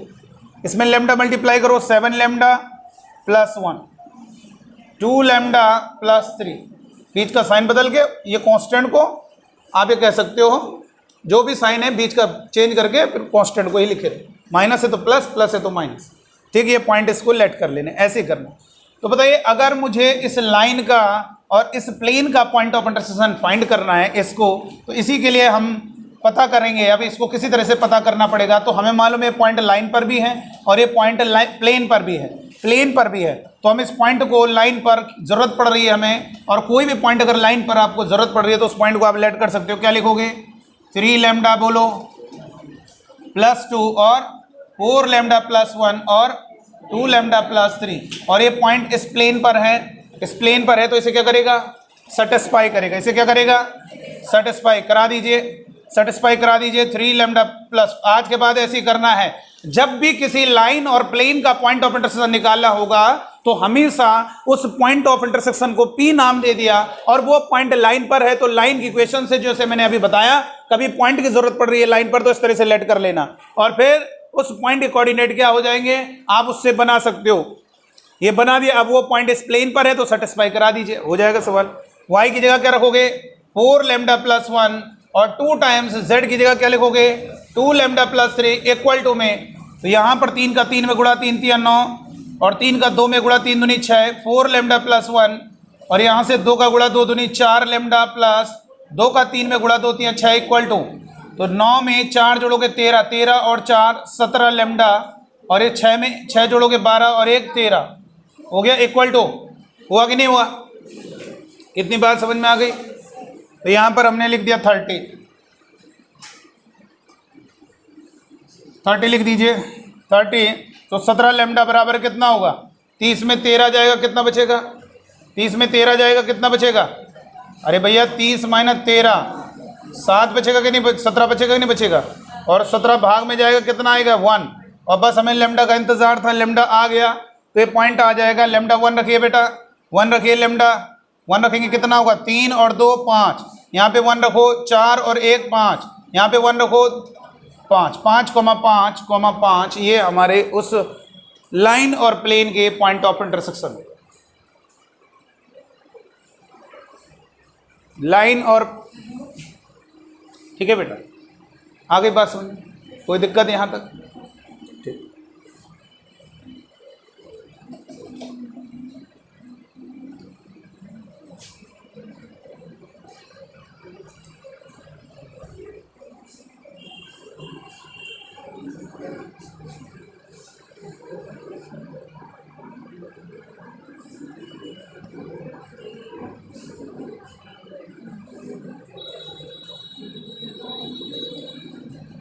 एक चीज नोट करके लिखेंगे, ये कोई प्लेन है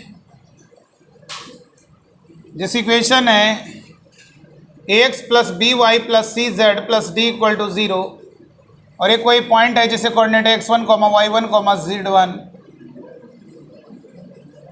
और इसकी अगर डिस्टेंस बोला परपेंडिकुलर डिस्टेंस, किसी बिंदु की समतल से दूरी, ये प्लेन है ध्यान रखना, प्लेन है लाइन नहीं है, तो ये जो PM आएगा वो कैसे आएगा, x की जगह x1 रख देना, y की जगह y1 रख देना, z की जगह z1 रख देना, प्लस d का mod upon under root a square plus b square plus c square, यानी किसी बिंदु की समतल से दूरी ऐसे निकालते हैं। दोनों का पहले प्लेन का राइट हैंड साइड 0 बना देना, सबको इधर ले आना, फिर उसमें इसके इतने पोर्शन में वैल्यू रखनी है, x की जगह x1 y की जगह y1 z की जगह z1, जितना भी बन रहा होगा उसका मॉड डिवाइड में x के कोफिशिएंट का square a square plus b square plus c square under root के अंदर, ये क्या होगा उस बिंदु की जो है क्या होगा प्लेन से डिस्टेंस हो जाएगी।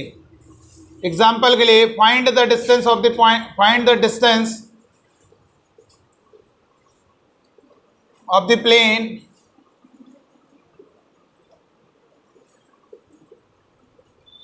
फ्रॉम द पॉइंट, बताइए कैसे आएगा, इस बिंदु की समतल से दूरी कैसे आएगी 1, 1, -2, बताइए कैसे आएगा, बहुत इजी है, आसानी से हो जाएगा। प्लेन है, प्लेन की इक्वेशन क्या है 3x plus 6y minus 2z minus 11 equal to 0, और ये कोई पॉइंट है जिसे कोऑर्डिनेट 1, 1, -2, इस बिंदु से दूरी निकालिए PM कितना होगा, x की जगह रखेंगे 1, y की जगह रखेंगे 1, z की जगह रखेंगे -2, -11 का मॉड डिवाइडेड बाई x एक ऑप्शन का स्क्वायर, 3 का वर्ग 9, 6 का वर्ग 36, -2 का वर्ग 4, 3 कम 3 6, माइनस माइनस प्लस का 4 -11 डिवाइड में 36 और 4 40 49 का अंडर 7, 6 और 4 10, 10 और 3 13, 13 में 11 गया 2, 2/7, ये आपका क्या होगा उस बिंदु की उस समतल से दूरी होगी, किसी बिंदु की समतल से दूरी आ गई।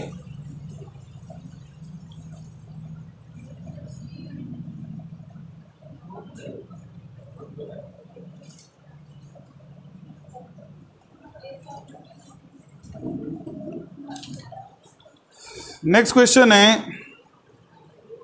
Find the image of the point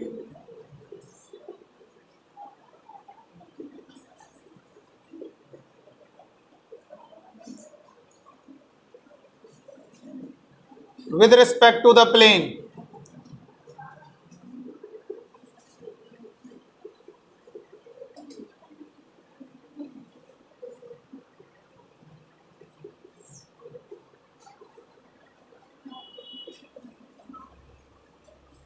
देखिए ये आंसर आएगा।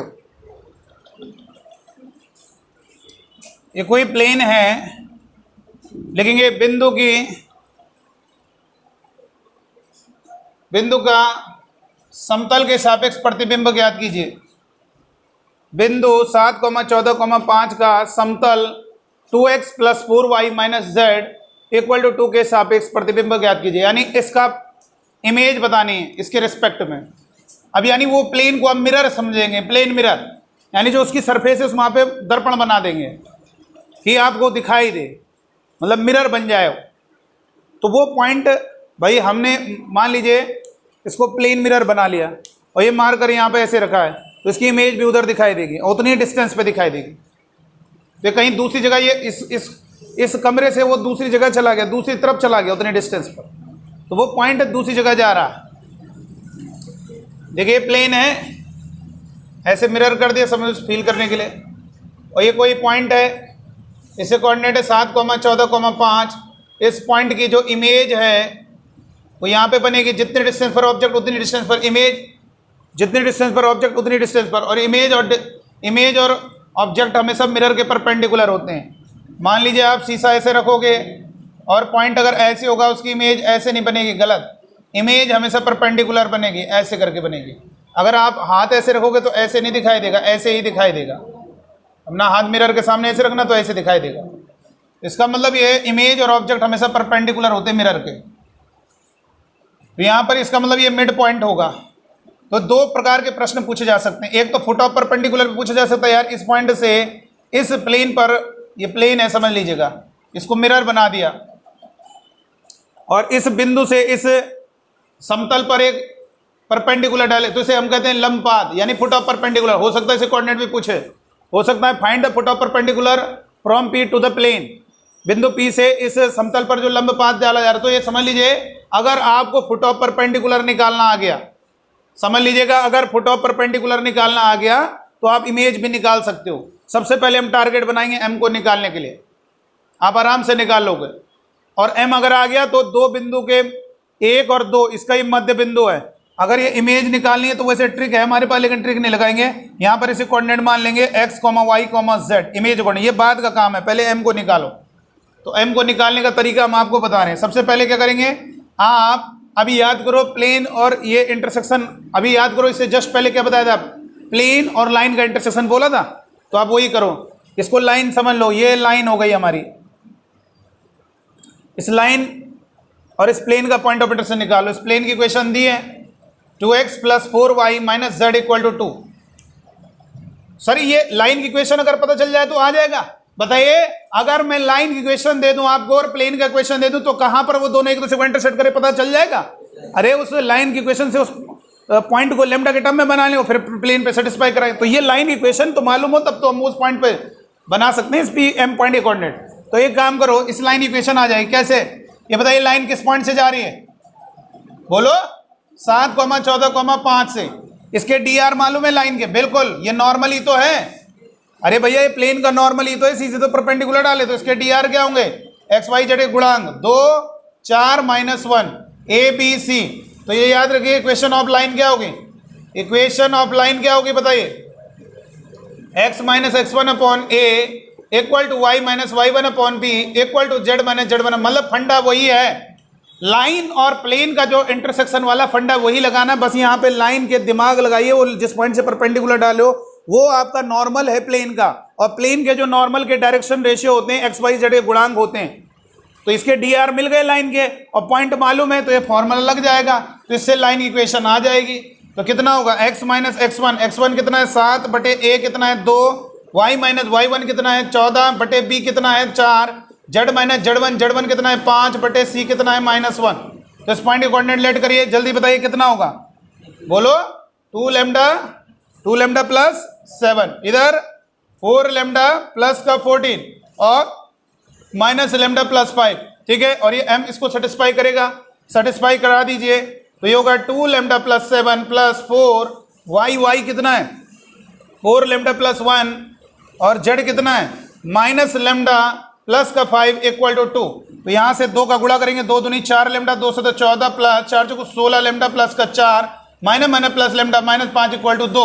तो ये होगा 4 और 16 20 20 और 1 21 लेमडा 14 और 4 18 18 में 5 गया 13 उधर जाएगा कितना बचेगा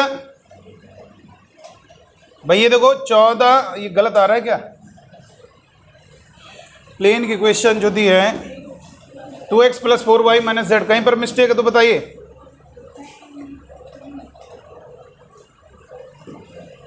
प्लस 40 कहाँ पर बेटा ये 14 होगा ना तो 14 चौको कितना होगा 56 हो गया। 14 4 18 18 1 16 4 20 21 तो 56 में 14 जोड़ो 56 में 14 जोड़ो कितना होगा 70 70 में 5 घटाओ 65 में उधर जाएगा माइनस 63 ये तो होगा भाई 70 में 5 गया 65 में 2 गया माइनस 63 उधर जाएगा ना प्लस का 65 तो माइनस 65 होगा माइनस 65 प्लस 2 माइनस 63 तो लेमडा इक्वल टू -3 तो निकल आया फुट ऑफ परपेंडिकुलर -3 रखो -3 रखोगे कितना होगा -6 प्लस 7 1 -3 रखो -12 प्लस 14 2 -3 रखो प्लस 3 8 लो आ गया। अगर इस सवाल में कहा होता फुट ऑफ परपेंडिकुलर यहीं तक की बात खत्म हो जाती। फाइंड द फुट ऑफ देखो 2 सवाल डिस्कस हो रहे हैं यहाँ पर आपका फुट ऑफ परपेंडिकुलर अगर आता है यहीं पर ही खत्म सवाल अतः लंब पात के निर्देशांक यानी फुट ऑफ परपेंडिकुलर होगा। बट हमसे पूछ रहा है आपकी इमेज तो इमेज कोऑर्डिनेट क्या कर रही है इसका इमेज क्या होगा मिड पॉइंट जानते हो ना एम पॉइंट के कोऑर्डिनेट कैसे आते हैं एक्स कोऑर्डिनेट में जोड़ेंगे by 2 x plus 7 by 2 y coordinate क्या होगा वाई कोऑर्डिनेट को जोड़ो वाई प्लस 14 बाई 2 और जेड कोऑर्डिनेट को जोड़ो जेड प्लस 5 बाई 2 और ये कितना है एम पॉइंट के कोऑर्डिनेट कितने आए 1 2 8 अब आ जाएगा एक्स वाई जेड बोलो तो x plus 7 by 2 equal to 1 y plus 14 divide by 2 equal to 2 z plus 5 by 2 equal to 8 तो x प्लस 7 बराबर 2 2 उधर जाएगा x बराबर माइनस का 5 2 7 उधर गया -7 x y प्लस 14 बराबर 4 तो ये y बराबर कितना है -10 और z प्लस 5 इक्वल टू -16 और ये z बराबर कितना है -21।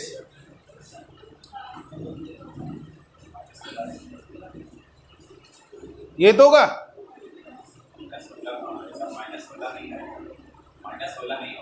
कितना होगा 16 होगा 16 में 5 गया 11 तो ये आ गया -5 -10 11 आ तो गए इमेज कोऑर्डिनेट। जल्दी से नोट कर लीजिए पहले इसको जल्दी से फटाफट।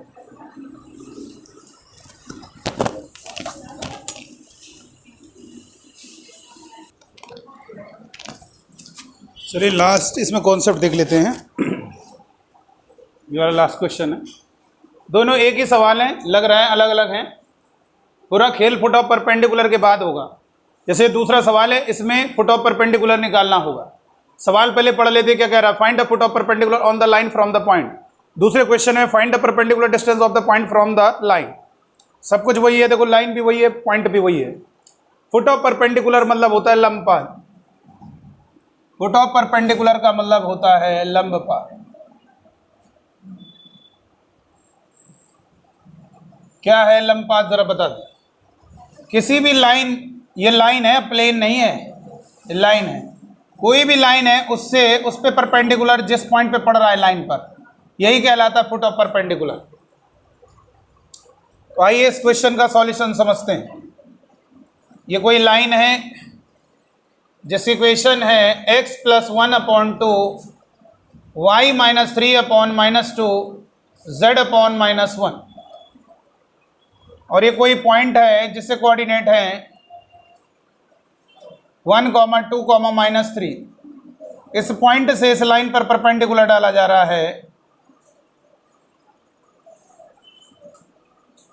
ये जिस पॉइंट पर पड़ेगा उसी को हम फुट ऑफ परपेंडिकुलर कहेंगे।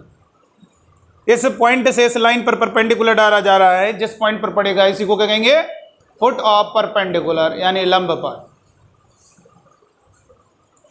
तो ये फुट ऑफ परपेंडिकुलर कैसे निकलेगा जरा सीखेंगे।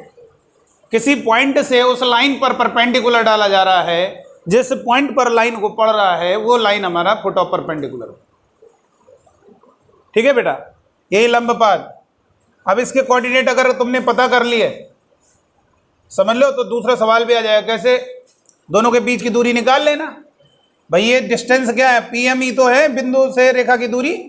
तो जब एम के कोऑर्डिनेट आ जाएंगे तो दो बिंदु के बीच की दूरी का फॉर्मूला लग जाएगा, आ जाएगा। अब एम के कोऑर्डिनेट कैसे होंगे? लाइन पर कोई भी पॉइंट की जरूरत पड़ रही है तो उसकी इक्वेशन से बना लो। 2 लैम्डा ऊपर जाएंगे -1 -2 लैम्डा +3 और माइनस लैम्डा। ऊपर कुछ है नहीं, जेड के बाद कुछ है नहीं, कोई फायदा नहीं लिखने से। जो कुछ होता तो उसका साइन बदलते और कांस्टेंट को लिख देते। तो ये पॉइंट अपने ये हो गया। अब अगर किसी तरीके से लैम्डा पता चल जाए, ये लैम्डा अगर पता चल जाए मजा आ जाएगी। यानी लैम्डा को आप अगर निकाल लोगे तो यहाँ पर रख के पॉइंट क्लियर हो जाएगा। ये पॉइंट क्लियर होगा तो इन दोनों के बीच की दूरी भी आ जाएगी। मान लीजिए लैम्डा आपने निकाल लिया, तो लैम्डा उठा के रख दो, एम आएगा तो पहले वाले क्वेश्चन का आंसर हो जाएगा। लेकिन दूसरे क्वेश्चन का आंसर देने के लिए आपको एम को निकालना ही पड़ेगा, फुट ऑफ परपेंडिकुलर निकालना पड़ेगा। जैसे से कोऑर्डिनेट क्लियर होंगे दोनों बिंदु के बीच की दूरी निकाल लेना, तो आपका पीएम भी आ जाएगा। अब हमें ये दिक्कत है, ये कैसे आएगा? ये थोड़ा याद रखना है। दो लाइन है, इसके direction ratio A1 B1 C1 है, और ये दूसरी लाइन है, इसके direction ratio A2 B2 C2 है। और ये दोनों लाइन अगर परपेंडिकुलर है तो फर्स्ट का multiply A1 A2 plus second का multiply B1 B2 plus third का multiply C1 C2 equal to 0। ये आपको ध्यान रखना है। अगर दो लाइन परपेंडिकुलर होंगी तो फर्स्ट का मल्टीप्लाई प्लस सेकंड का मल्टीप्लाई प्लस थर्ड का मल्टीप्लाई इक्वल टू 0 होगा। कब? जब दो लाइंस क्या होंगी? एक दूसरे के परपेंडिकुलर होंगी, लंबवत होंगी। ठीक है। अच्छा, एक चीज और, अगर दो पॉइंट कोऑर्डिनेट दिए हुए हैं जैसे x1 y1 z1, तो अगर मैंने कहा यार इस लाइन के डायरेक्शन रेशियो क्या होंगे, तो आ जाएगा भाई आप ये माइनस ये करो या ये माइनस ये करो। चलो मान लो उसको इसमें माइनस कर रहे हैं, तो x2 minus x1, x coordinate को माइनस कर दिया, y2 माइनस y1। अब सब में इसी को माइनस करेंगे, z2 माइनस z1, या x1 माइनस x2 करोगे तो फिर y1 माइनस y2, फिर z1 माइनस z2। चलिए अब हमने क्या किया, इस लाइन के dr निकाल लिया। कैसे आएगा? 2 लैम्डा -1 में इसको माइनस कर दिया, और इसके dr क्या होंगे? -2 लैम्डा प्लस 3 -2 माइनस लैम्डा और ये -3, यानी क्या हो गए? इसके dr हो गए 2 लैम्डा -2 -2 लैम्डा प्लस का 1, 3 में 2 गया 1, और माइनस लैम्डा प्लस का 3। और इस लाइन के dr क्या हो गए? ये जो भाग में लिखे हुए x y z के गुणांक जब 1 होते हैं तो जो भाग में नंबर हैं वही आपका क्या होगा? इसके dr हो गए। अभी दोनों लाइन एक दूसरे के परपेंडिकुलर है, दोनों रेखाएं परपेंडिकुलर है, तो लगा दीजिए फंडा। 2 इंटू 2 लैम्डा -2 प्लस फर्स्ट का मल्टीप्लाई प्लस सेकंड का मल्टीप्लाई -2 इंटू कितना होगा? -2 लैम्डा प्लस 1, और थर्ड का मल्टीप्लाई -1 इंटू कितना होगा बेटा? Minus lambda plus 3 equal to 0। 2 का गुणा करोगे 2 दूनी 4 लैम्डा -2 दूनी 4 -2 दूनी 4 लैम्डा प्लस 4, और माइनस का 2 माइनस प्लस का लैम्डा और -3 इक्वल टू 0। 4 और 4 8, 8 में 1 जोड़ोगे 9 लैम्डा माइनस का 6 -4 -2 -6 -3 -9 इक्वल टू 0। तो 9 लैम्डा -9 उधर गया 9। लैम्डा का मान भिन्नात्मक भी आ सकता है, 1 9 भाग में जाएगा 1। तो ये पॉइंट क्लियर हो गया, फुट ऑफ परपेंडिकुलर मिल गया जवाब। 1 रखोगे 2 एकम 2, 2 में 1 गया 1 रखोगे, माइनस का 2 में 3 जोड़ोगे 1, यहाँ पे 1 रखोगे -1। आ गया कि नहीं आ गया? तो आज के बाद ऐसा सवाल जिसमें किसी बिंदु की रेखा से दूरी निकालनी हो, या किसी बिंदु से रेखा पर जो लंब पाद डाला जा रहा है, यानी आपको ध्यान रखना लाइन उस पॉइंट से उस लाइन पे जो परपेंडिकुलर जिस पॉइंट पे लाइन पे पड़ रहा है, जहां पर वो पॉइंट परपेंडिकुलर लाइन को मिल रहा है, वही पॉइंट कहलाता है फुट ऑफ परपेंडिकुलर। उसके कोऑर्डिनेट जैसे ही पता चल जाएंगे और लैम्डा जैसी आ गया वो पॉइंट क्लियर हो जाएगा, और फिर आप उस बिंदु की रेखा से दूरी भी निकाल सकते हो। एक्स कोऑर्डिनेट माइनस करो, एक्स में एक्स कोऑर्डिनेट माइनस करो 1 - 1 का होल स्क्वायर, वाई में वाई कोऑर्डिनेट माइनस करो 2 - 1 का होल स्क्वायर, जेड में जेड कोऑर्डिनेट माइनस करो -3 + 1 का होल स्क्वायर। तो ये होगा 1 - 1 0, 2 में 1 गया 1, 3 में 2, 2 का स्क्वायर 4, √5 तो उस बिंदु की रेखा से दूरी √5 हो गई। तो किसी बिंदु से रेखा पर जो फोटो परपेंडिकुलर पड़ रहा है उससे कोऑर्डिनेट निकाल लीजिए, और अगर आपको फोटो परपेंडिकुलर पता चल जाए तो उस पॉइंट से उस लाइन की आप डिस्टेंस भी कैलकुलेट कर सकते हैं।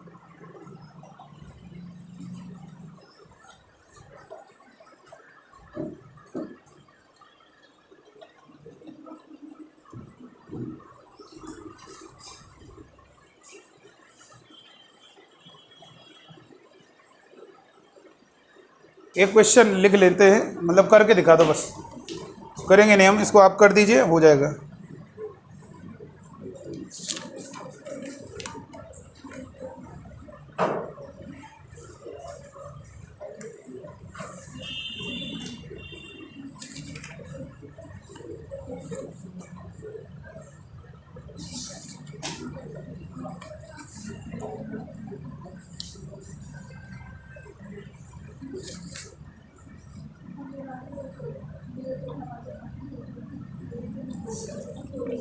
लिखेंगे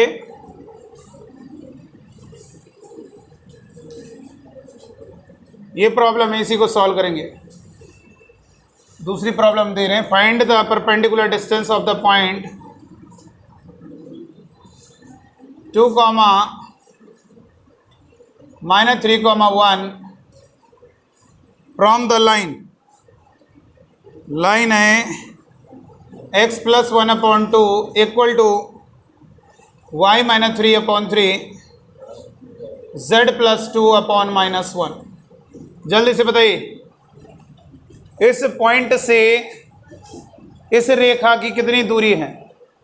लंबवत दूरी बतानी, इस बिंदु से इस रेखा की दूरी बतानी। जल्दी से find the perpendicular distance of the point from the line. जल्दी बेटा पता करिए।